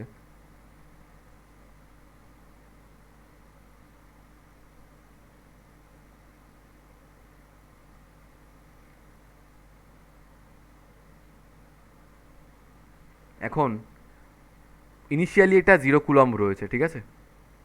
তোমাদেরকে বললাম 0 কুলম্ব থেকে তোমরা এটাকে কিউ কুলম্বে কনভার্ট করো। 0 কুলম্ব থেকে এটাকে তোমরা কিউ কুলম্বে কনভার্ট করো। আর এর ধারকত্ব হচ্ছে সি। ধরে নেওয়া হচ্ছে কোনো একটি সময় যখন এর আধানের মান কিউ আস্তে আস্তে আস্তে আস্তে 0 থেকে তো আস্তে আস্তে ক্যাপিটাল কিউ বানানো হচ্ছে, তখন অল্প অল্প করে আধানের মধ্যে আনা হচ্ছে, অল্প অল্প করে আধান এর মধ্যে আনা হচ্ছে। প্রত্যেকবার কত পরিমাণ আধান আনা হচ্ছে? ক্ষুদ্র পরিমাণ, ডিকিউ পরিমাণ। কোনো একটা মুহূর্তে আমি ধরে নিলাম আধানের মান কিউ আর বিভবের মান ভি, ঠিক আছে?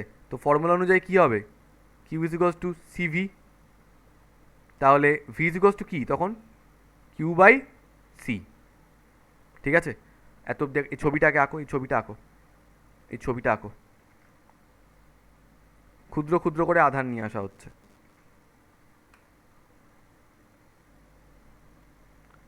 ধরি আহিতকরণের সময়, ধরি আহিতকরণের সময়, ধরি আহিতকরণের সময় কোনো মুহূর্তে, কোনো মুহূর্তে পরিবাহীটির আধান স্মল কিউ ও বিভব ক্যাপিটাল ভি। সুতরাং Q is equals to CV আর V is equals to Q by C, ঠিক আছে? এই অবস্থায় যদি বাইরে থেকে আমি একটা ডিকিউ আধানকে নিয়ে আসতে যাই, ক্ষুদ্র পরিমাণ একটা আধান, অপোজিশন পাবো কি পাবো না, বাধা প্রদান করবে কি করবে না? হ্যাঁ, কিউ পরিমাণ আধান রয়েছে, ওটা এটাকে বাধা প্রদান করবে। তো ডিকিউ পরিমাণ আধানকে এখানে আনতে আমার কিছু পরিমাণ কার্য তো করতে হবে, অপোজিশনের বিরুদ্ধে নিয়ে আসছি। তো লেখো, এই অবস্থায় পরিবাহীটিতে সামান্য পরিমাণ, এই অবস্থায় পরিবাহীটিতে, এই অবস্থায় পরিবাহীটিতে সামান্য পরিমাণ, সামান্য পরিমাণ আধান ডিকিউ দিতে, ডিকিউ দিতে কৃতকার্যের মান, কৃতকার্যের মানকে আমি এখানে ডিডাব্লিউ লিখছি। ডাব্লিউ না লিখে ডিডাব্লিউ কেন লিখলাম? ক্ষুদ্র পরিমাণ আধান আনছি, তাই ক্ষুদ্র পরিমাণ কার্য। ডিডাব্লিউ ইকুয়ালস টু আধানের মান কত? আধান হচ্ছে এখানে ডিকিউ। বিভবের মান কত? Capital V. ওই মুহূর্তে ক্যাপিটাল ভি। ভালো কথা। তাহলে ডিডাব্লিউ ইকুয়ালস টু ভিটাকে সামনে আনছি ইন্টু ডিকিউ, আর ভি এর জায়গায় আমরা কি লিখতে পারি? Small Q by capital C, যেখানে এই ধারকত্ব টার্মটা কিন্তু ধ্রুবক, পরিবাহী ধারকত্ব কখনো বৃদ্ধি বা হ্রাস পায় না। ভালো কথা। তাহলে এবার তোমরাই বলো, ক্ষুদ্র পরিমাণ আধানটাকে আনতে এত পরিমাণ কার্য করতে হচ্ছে, তো 0 কুলম থেকে শুরু করে পুরো ক্যাপিটাল কিউ কুলম অবধি আধান দিয়ে আহিত করতে কত পরিমাণ কার্য করতে হবে? তো লেখো, অতএব অনাহিত অবস্থা থেকে, অনাহিত অবস্থা থেকে পরিবাহীটিকে মোট কিউ পরিমাণ আধান দিতে, মানে ক্যাপিটাল কিউ, কিউ পরিমাণ আধান দিতে, কিউ পরিমাণ আধান দিতে মোট কৃতকার্য কী হবে? এটাকে জাস্ট ইন্টিগ্রেট করে দিতে হবে, Q by C into D Q. আচ্ছা, কিসের রেসপেক্টে এখানে ইন্টিগ্রেশনটা হচ্ছে? ইন্টিগ্রেশনটা হচ্ছে এখানে আধানের রেসপেক্টে। আধানের ইনিশিয়াল ভ্যালু কত ছিল? 0, অনাহিত ছিল। টোটাল কত দিচ্ছি আমরা? Capital Q. আচ্ছা, সিটাকে বাইরে বার করে দাও, সিটাকে বাইরে বার করে দিলে হয়ে যাবে হচ্ছে W equals to 1/c integration 0 থেকে capital Q, Q into D Q. আচ্ছা, Q into D Q integration করলে কি হয়? Q square by Q square by 2।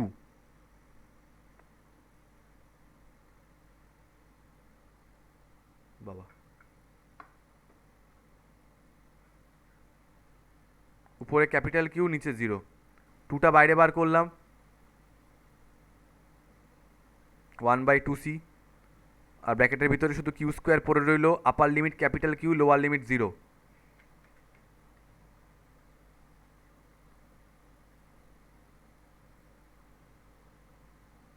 Q এর জায়গায় একবার ক্যাপিটাল কিউ বসবে, তাহলে হয়ে যাবে capital Q square, minus Q এর জায়গায় একবার 0 বসবে, 0 স্কোয়ার মানে 0, তাহলে শুধু কি আসছে? Half into Q square by C. এটাই তো আমাদের এসছিল। আরেকটা ফর্ম কী হতে পারে? কিউবের জায়গায় যদি সিভি বসিয়ে দিই, তাহলে হাফ ইন্টু সিভি তার হোল স্কোয়ার বাই সি হয়ে যাচ্ছে half into C square V square by C.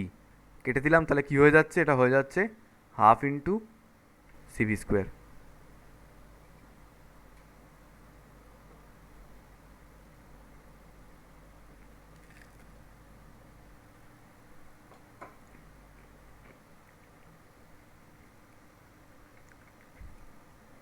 আর এটাই পরিবাহীর মধ্যে সঞ্চিত স্থিতিশক্তি।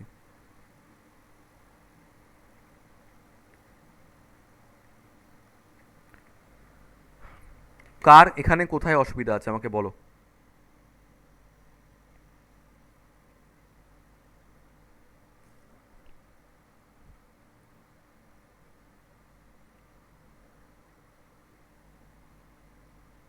কোনো অসুবিধা? আচ্ছা, ঠিক আছে, সবাই বুঝতে পেরেছো তাহলে এই স্থিতিশক্তি ব্যাপারটা? কিন্তু দুটো অ্যাপ্রোচই, বিকল্প পদ্ধতি মানে যেটা ক্যালকুলাস দিয়ে করলাম, আর যেটা একদম অ্যানালিটিক্যাল মেথডে করেছি। বলো, সবাই বুঝতে পেরেছো? হ্যাঁ।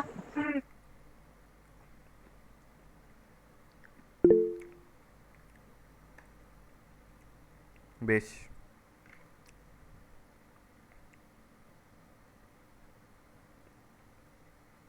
আবার একটা টপোলজিতে আমরা চলে আসছি, আবার সেই জলের সিলিন্ডারের টপোলজি। মজা হবে এটা করে, দেখো।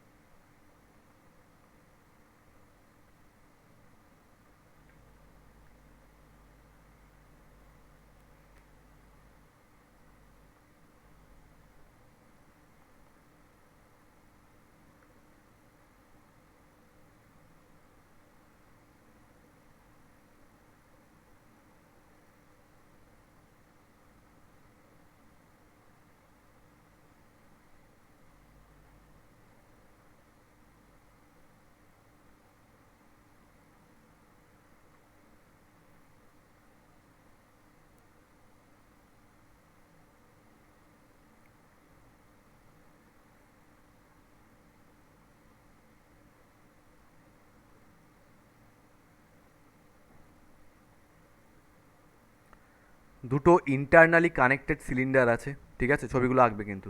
ইন্টারনালি কানেক্টেড দুটো সিলিন্ডার আছে, এদিকেও জল রয়েছে, এদিকেও জল রয়েছে। এদিকে জলের পরিমাণ Q1, এদিকে জলের পরিমাণ Q2, জলের আয়তন যেটাকে বলে। এটার ক্ষেত্রফল হচ্ছে C1 আর এটার ক্ষেত্রফল হচ্ছে C2। এদিকে জলের উচ্চতা হচ্ছে V1 আর এদিকে জলের উচ্চতা হচ্ছে V2। তাহলে আমি যদি তোমাদেরকে বলতে বলি যে এক্ষেত্রে এই যে জলের পরিমাণটা রয়েছে Q1, Q1 ইজিকলস টু কী বলতে পারি আমরা, মানে জলের আয়তন ইজিকলস টু কি, কে বল, কিছু বলছো তোমরা? হ্যাঁ, তো জলের আয়তন ইজিকলস টু কী বলতে পারি এই ড্রামটার ক্ষেত্রে? C1 ইন্টু V1, কারণ ক্ষেত্রফল ইন্টু উচ্চতা, ঠিক আছে, ক্ষেত্রফল ইন্টু উচ্চতা। আর এই ড্রামটার ক্ষেত্রে কি বলতে পারি, এর ক্ষেত্রফল হচ্ছে C2 আর উচ্চতা হচ্ছে V2। আচ্ছা, ছবি দেখে তোমাদের কি মনে হচ্ছে, কোন দিকে জলের হাইটটা বেশি রয়েছে? এদিকে জলের হাইট বেশি রয়েছে আর এদিকে জলের হাইটটা কম রয়েছে, রাইট? মোট জলের পরিমাণ কত গো? মোট জলের পরিমাণ Q1 প্লাস Q2, তাই তো, মানে C1 V1 plus C2 V2। একটু বাদে কী করলাম, আমি এদের মধ্যে যে ইন্টারনালি কানেক্টেড যে পাথটা রয়েছে, এখানে একটা কল রয়েছে, তো সেই কলটাকে আমি খুলে দিলাম। তো কলটাকে যদি আমি খুলে দিই কী হবে, এই কলটাকে যদি খুলে দিই, এখানে যদি জলের কানেকশান হয়ে যায়। ক্লাস 8-এ আমরা একটা টপিক পড়েছিলাম, যে আমাদের 11-এও ছিল, বার্নৌলি থিওরেমের ওখানে, যে ফ্লুইডের একটা প্রপার্টি, তরল পদার্থের একটা প্রপার্টি হচ্ছে সব জায়গাতে কানেক্টেড পাথগুলোতে ওরা নিজেদের উচ্চতাটা সব জায়গায় সেম রাখে। তো এখানে তো উচ্চতাটা জলের বেশি রয়েছে আর এখানে তো জলের উচ্চতাটা কম রয়েছে, সেটা কি ওরা মেনে নেবে? না। তাহলে কি হবে, ইকুয়াল করার জন্য এদিক থেকে জল এদিকে যাবে। ইনফ্যাক্ট তোমাদের যখন আমি বিভব পড়িয়েছি তখন বিভবের চ্যাপ্টারও বলতাম যে বেশি উচ্চতা থেকে কম উচ্চতার দিকে জল সবসময় প্রবাহিত হয়, তাই তো? তাহলে আস্তে আস্তে জলটা এদিক থেকে নেমে এদিকে যেতে থাকবে। ফলস্বরূপ কী হবে, ফলস্বরূপ এটাই হবে যে এদিকের যে জলের হাইট কিছুটা নেমে যাবে আর এদিকে জলের হাইট কিছুটা বেড়ে যাবে, বেড়ে গিয়ে জলের হাইটটা দুদিকে ইকুয়াল হয়ে যাবে। ভালো কথা, কীরকম হয় দেখি।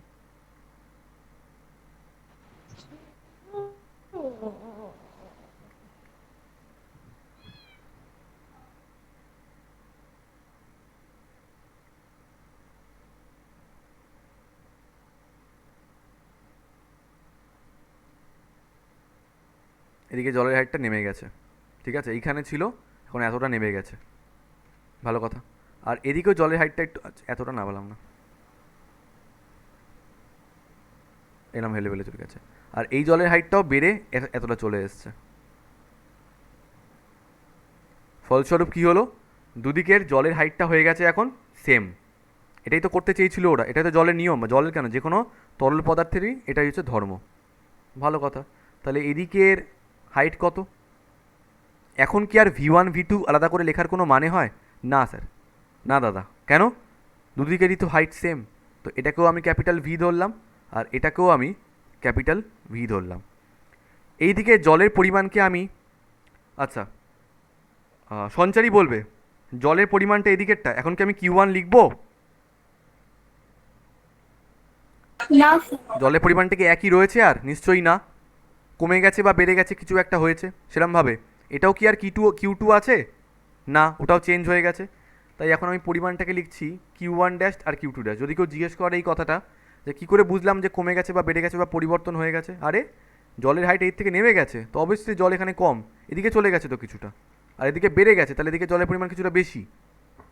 কিন্তু ওদের ক্ষেত্রফলটা কি চেঞ্জ হয়েছে? না, ওটা তো ধ্রুবক, ওটা সেমই আছে। C1 আর C2 ওটা তো এখানে সেমই আছে। এবার আমাকে প্রমিতা বলো Q1 ড্যাশ ইজিকলস টু কী লিখতে পারি আমরা?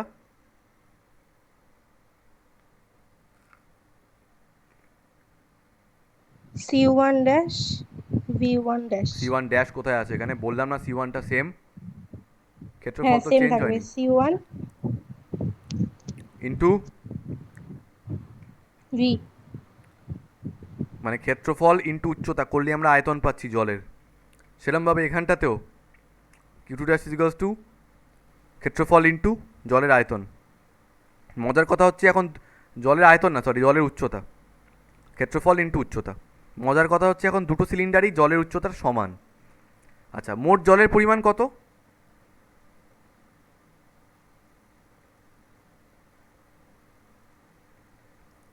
Q one dashed plus Q two dashed. তাহলে কলটা খোলার আগে ছিল C one V one plus C two V two, কল খোলার পরে কত হয়ে গেছে? C one V plus C two V. তোমাদের কি মনে হয় জল কি বাইরে কিছু বেরিয়েছে? না স্যার। তাহলে আগে মোট জলের যে পরিমাণ ছিল আর এখন মোট জলের যা পরিমাণ, দুটো সবাই বলবে সেম হবে না ডিফারেন্ট হবে? কি মনে হয়? সেম হবে। সেমই হবে। সেম। সেম হবে। তাহলে সেদিক থেকে দেখতে গেলে আমি কি এটা লিখতে পারি? সুতরাং Q one plus Q two, মানে আগে জলের মোট পরিমাণ, is equals to Q one dashed plus Q two dashed, মানে এখন জলের মোট পরিমাণ। তো কিউ ওয়ানের জায়গায় কী লিখবো? C one V one.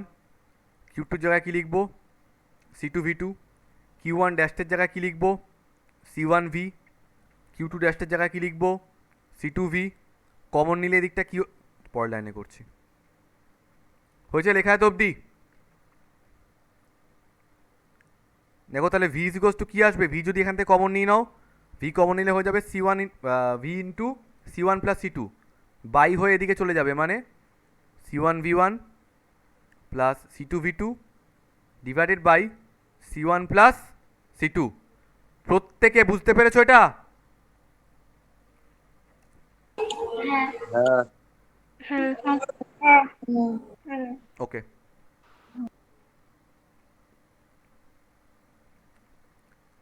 মুছে দিলাম।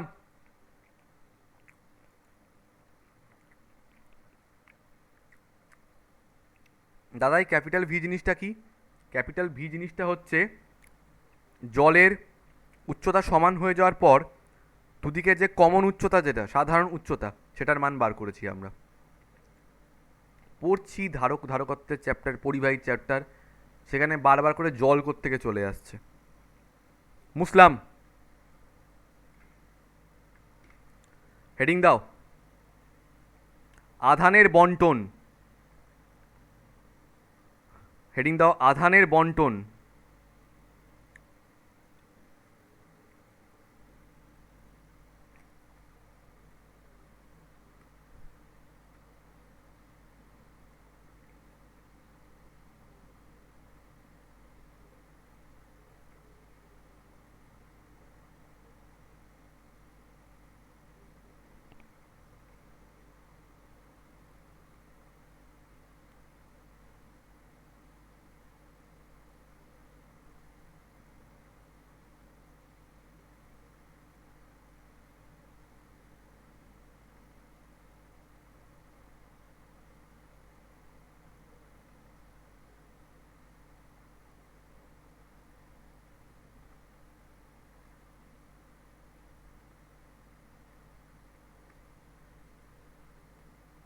বাহ, থাক। আচ্ছা, এখন আমি ধরে নিচ্ছি এইটার ধারকত্ব হচ্ছে সি ওয়ান, এটার ধারকত্ব সি টু। ধারকত্বের মান কি চেঞ্জ হয়? না। এইটাতে আধানের পরিমাণ আছে কিউ ওয়ান,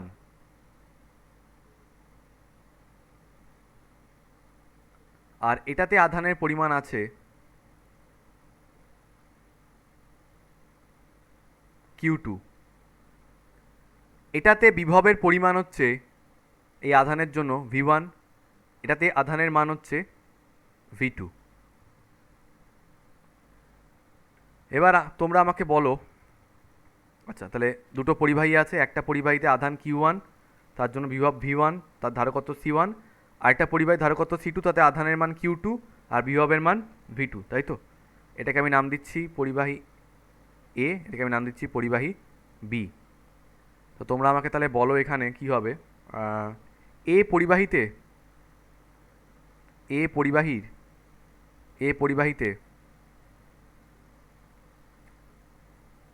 আধানের মান Q one is equals to কি লিখতে পারি আমরা? V1 into C1। বা C one into V one. আচ্ছা, বি পরিবাহীতে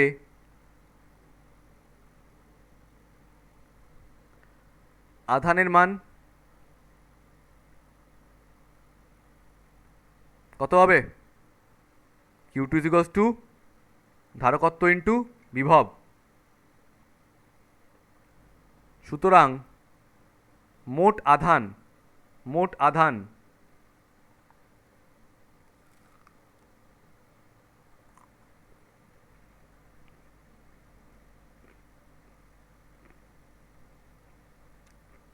C1V1 প্লাস C2V2, তাই তো? করে ফেলো।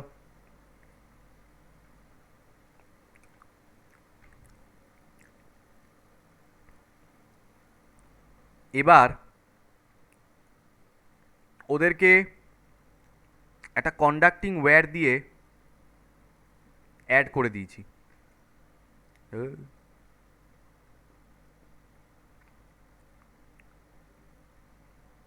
ভালো করে বুঝবে, একটা কন্ডাক্টিং ওয়্যার দিয়ে এদেরকে অ্যাড করে দিয়েছি।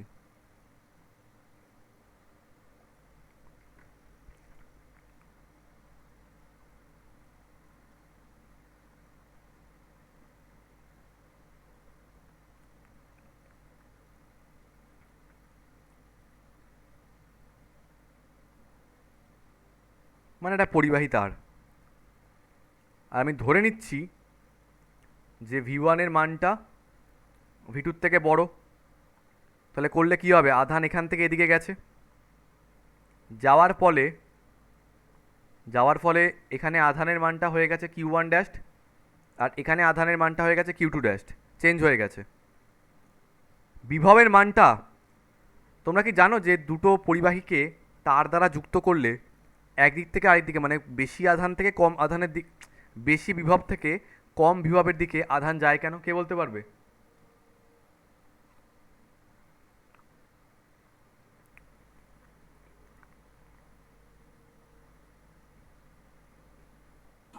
আধান সবসময় উচ্চতর বিভব থেকে নিম্নতর বিভবে আরে কেন?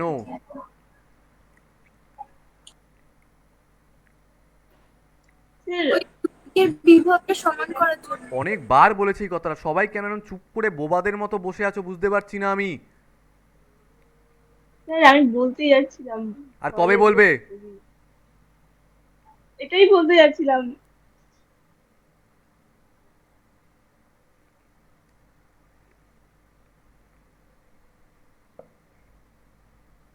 আরে আমি কি গান গাইছি যে তোমরা বসে বসে আমার গান শুনছো? তোমরা তো ইন্টারঅ্যাক্ট করবে আমার সাথে, নইলে ফিজিক্স পড়ে লাভ আছে? বিভবের মান এখানে V, এখানেও বিভবের মান V। ধরি এখানে লেখো A ও B পরিবাহী দুটিকে একটি পরিবাহী তার দ্বারা যুক্ত করার পর, A ও B পরিবাহী দুটিকে একটি পরিবাহী তার দ্বারা যুক্ত করার পর পরিবাহী দুটিতে আধানের মান আধান বণ্টিত হয়ে বিভবের মান সমান হয়ে যায়। ধরি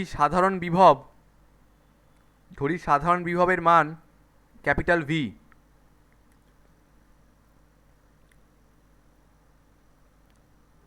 সুতরাং আধান বণ্টনের পর এ পরিবাহীতে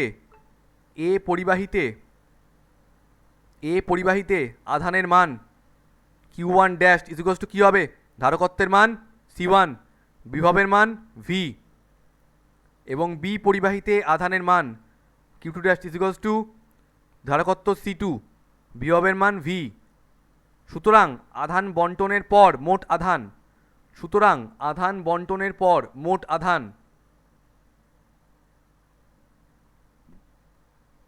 আধান Q1 dash plus Q2 dash C1V plus C2V, V common গেলে C1 প্লাস C2।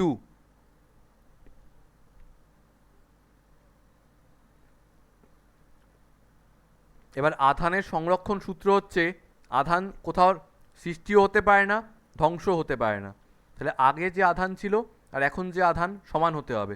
তো লেখো আধানের সংরক্ষণ সূত্র অনুযায়ী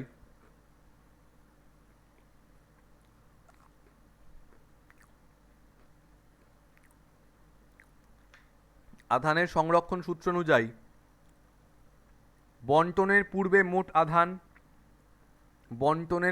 মোট আধান ইজ ইকুয়াল টু বন্টনের পরে মোট আধান, অর্থাৎ Q1 plus Q2 is equals two Q1 dash plus Q2 dash. Q1 ছিল C1 V1, Q2 ছিল হচ্ছে C2 V2 is equals to হচ্ছে C1 V plus C2 V। Common নিয়ে নিলাম V, তো V ইজ ইকুয়ালস টু কী হবে? C1 V1 plus C2 V2 divided by C1 plus C2 করে ফেলো।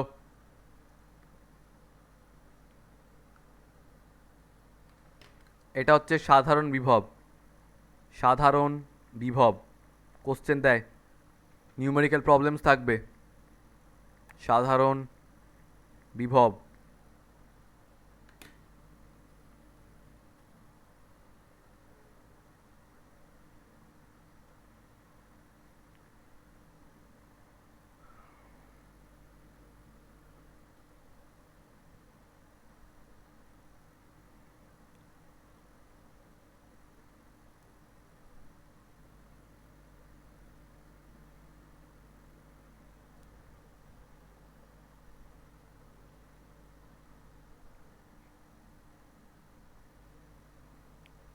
নেক্সট টপিক, আধান বন্টনের ফলে শক্তি ক্ষয়। তাহলে কমন পোটেনশিয়ালের ভ্যালু কী এলো আমাদের? C1 V1 plus C2 V2 divided by C1 plus C2। মুখস্থ থাকা দরকার, থাকতে হবে। আধান বন্টনের দরুন শক্তি ক্ষয়।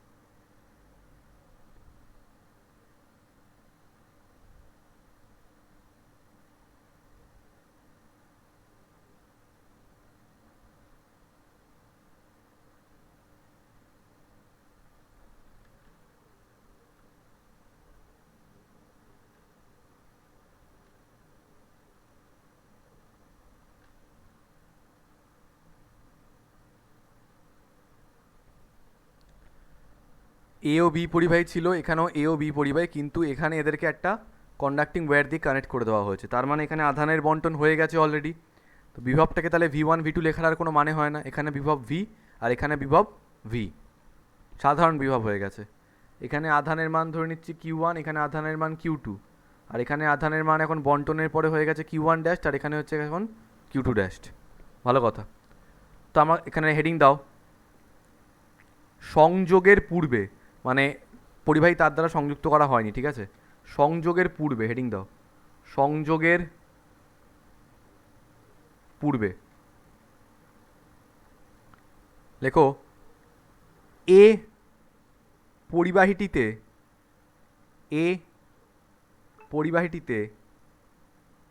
স্থিতিশক্তির মান, কে বলতে পারবে স্থিতিশক্তির মান কত হবে এ পরিবাহীতে?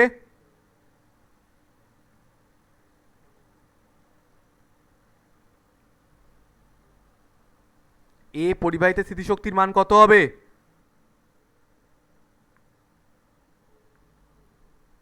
Q1 একটু আগেই জাস্ট করলাম, এর আগের টপিকটাই করিয়েছি আমি। Half C1 into V1 square. Half C1 V1 square, half C1 V1 square. আর বি পরিবাহিতে স্থিতিশক্তির মান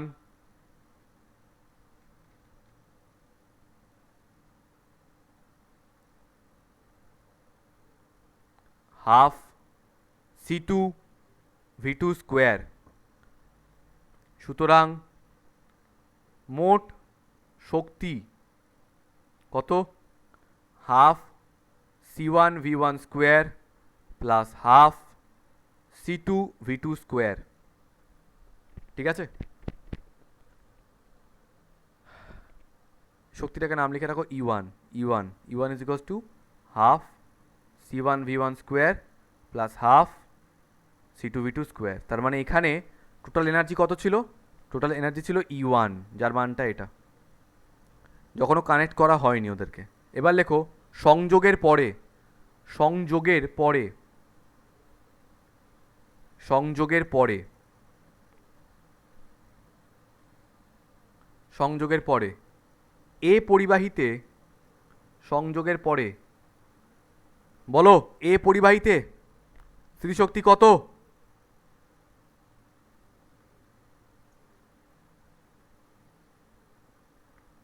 half C1 into V half C1 into V square. B পরিবাহিতে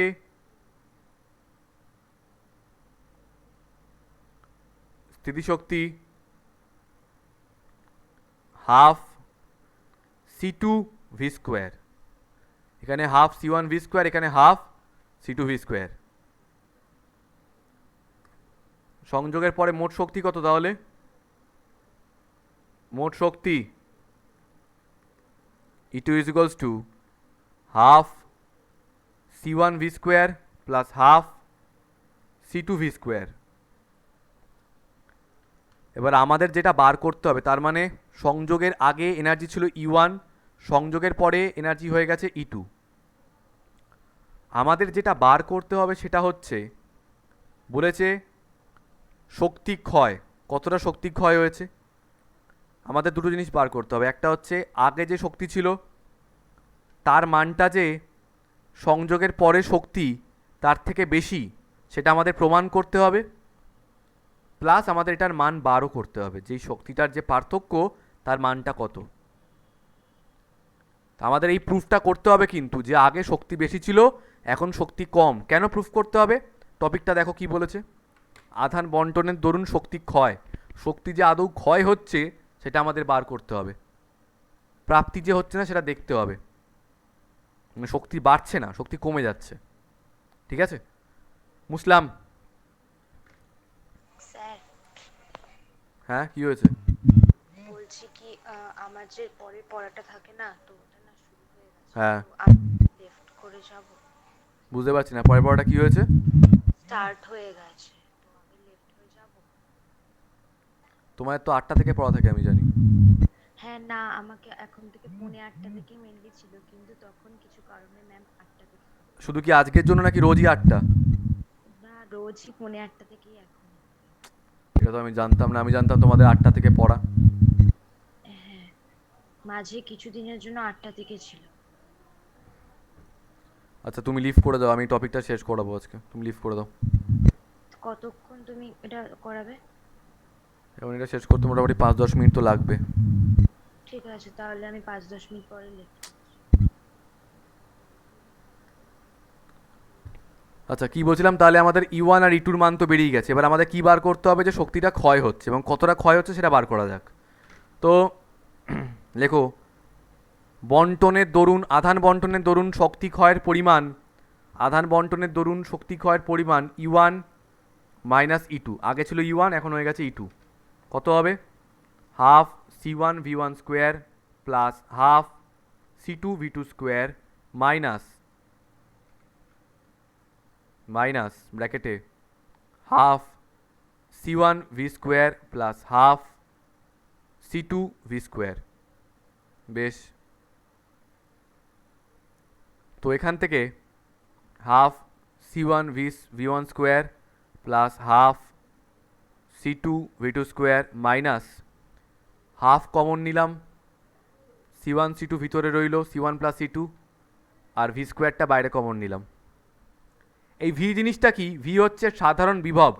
আমরা জানি যে ভি ইকুয়ালস হচ্ছে C1 V1 plus C2 V2 divided by C1 plus C2।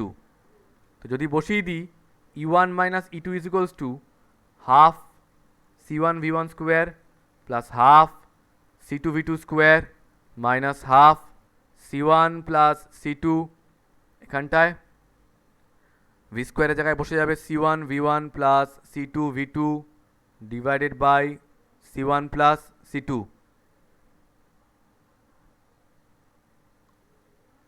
তার whole square. তাহলে E1 মাইনাস E2 কী হবে? হবে হচ্ছে half C1 V1 square plus half C2 V2 square minus half into C1 plus C2 into C1 V1 plus C2 V2 by C1 plus C2। আচ্ছা, whole square ছিল, তো whole স্কোয়ারটা ভিতর break করে দিলে কী হবে? এখানটায় হয়ে যাবে হোল স্কোয়ার, নিচেও হয়ে যাবে হোল স্কোয়ার। এখানে একটা C1 প্লাস C2, এখানে একটা C1 প্লাস C2 কেটে গেল। তাহলে কী পড়ে থাকছে? E1 minus E2। একটা কাজ করছি, পুরোটা থেকে হাফ কমন নিয়ে নিচ্ছি, তাহলে ব্র্যাকেটে কী থাকবে? C1 V1 square plus C2 V2 square minus উপরে হচ্ছে C1 V1 plus C2 V2 তার whole square divided by C1 plus C2।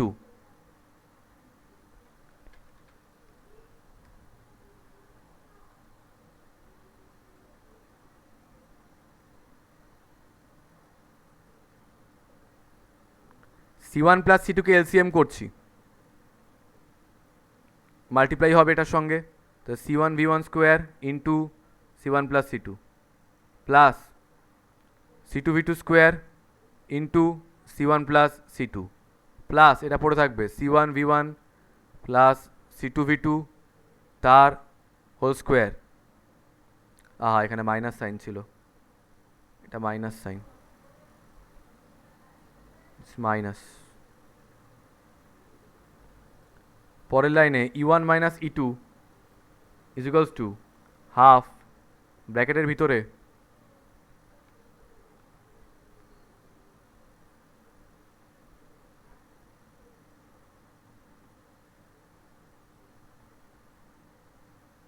C1 square V1 square plus C1 C2 V1 square C1 C2 V2 square plus C2 square V2 square minus এটাকে A plus B whole স্কোয়ারের ফর্মুলায় ভাঙবো, কী হবে? C1 square V1 square ব্র্যাকেটের ভিতরেই করছি plus C2 square V2 square মানে A square plus B square plus 2AB এরমভাবে করছি। C1 square V1 square plus C2 square V2 square plus 2 C1 C2 V1 V2। পরের লাইনে ওই ফার্স্ট ব্র্যাকেটটা তুলে দেবো, হাফ ইন্টু থার্ড ব্র্যাকেটে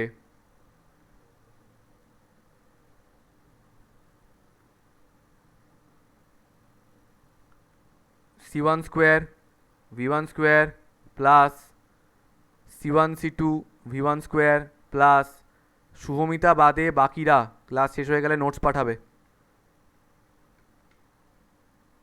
plus C2 square V2 square minus bracket তুলে দিচ্ছি C1 square V1 square minus C2 square V2 square বাবা square minus 2 C1 C2 V1 V2 divided by C1 plus C2। কী কী কাটছে দেখো তো? C1 square V1 square minus C1 square V1 square, C2 square V2 square minus C2 square V2 square. Okay, তাহলে যা পড়ে থাকছে তা হলো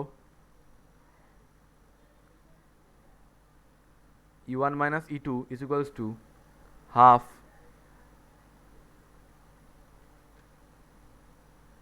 C1 প্লাস C2 উপরে C1 C2 V1 square plus আচ্ছা minus 2 C1 C2 V1 V2 plus C1 C2 V2 square. সব কটা টার্ম থেকে C1 C2 কমন নেওয়া যাচ্ছে, তাহলে E1 minus E2 is equals to half C1 C2 common নিয়ে নিলাম, উপরে থাকছে V1 square minus 2 V1 V2 plus V2 square divided by C1 plus C2। V1 square minus 2 V1 V2 plus V2 square, এটা হচ্ছে V1 minus V2 whole স্কোয়ারের formula. তাহলে উপরে আসছে E1 minus E2 is equals to half C1 C2 into V1 minus V2 তার whole square divided by C1 plus C2। এইটা হচ্ছে বন্টনের দরুন শক্তি ক্ষয়ের পরিমাণ। কেউ আমাকে বলতে পারবে যে এখান থেকে আমরা কি করে বুঝতে পারি যে E1 ভ্যালুটা E2 থেকে বড়? E1 এর ভ্যালুটা E2 থেকে তখনই বড় হবে যখন এই E1 মাইনাস E2 ভ্যালুটা পজিটিভ একটা ভ্যালু আসবে, মানে গ্রেটার দ্যান 0 হবে। কি করে বুঝতে পারি এটা?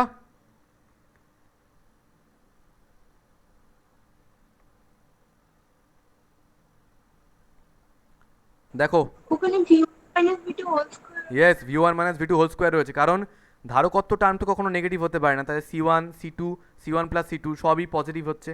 যদি নেগেটিভ কিছু হয় তাহলে এইটাই হবে V1 মাইনাস V2টা, কিন্তু ওর মাথায় আবার হোল স্কোয়ার রয়েছে। হোল স্কোয়ার মানে নেগেটিভ থাকলেও পজিটিভ হয়েই যাবে। তো যেহেতু এখানে V1 minus V2 whole square রয়েছে, তাই এটা কখনো নেগেটিভ হতেই পারে না। তো লিখে রাখো V1 V2 V1 অপেক্ষা বড় বা ছোট যাই হোক না কেন,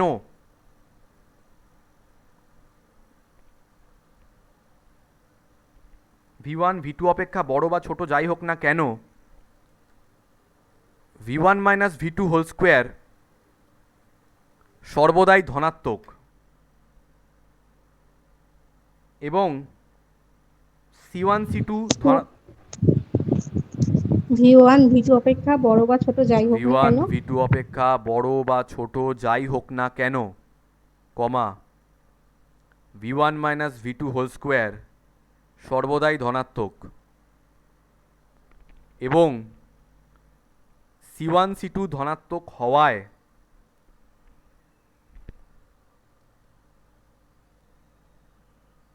E1 মাইনাস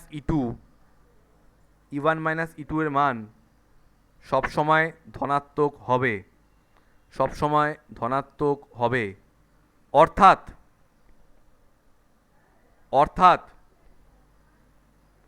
দুটি পরিবাহীর মধ্যে আধান বন্টনের ফলে সর্বদাই কিছু পরিমাণ তড়িৎ শক্তি ক্ষয় হয়, সর্বদাই কিছু পরিমাণ তড়িৎ শক্তি ক্ষয় হয়। লিভ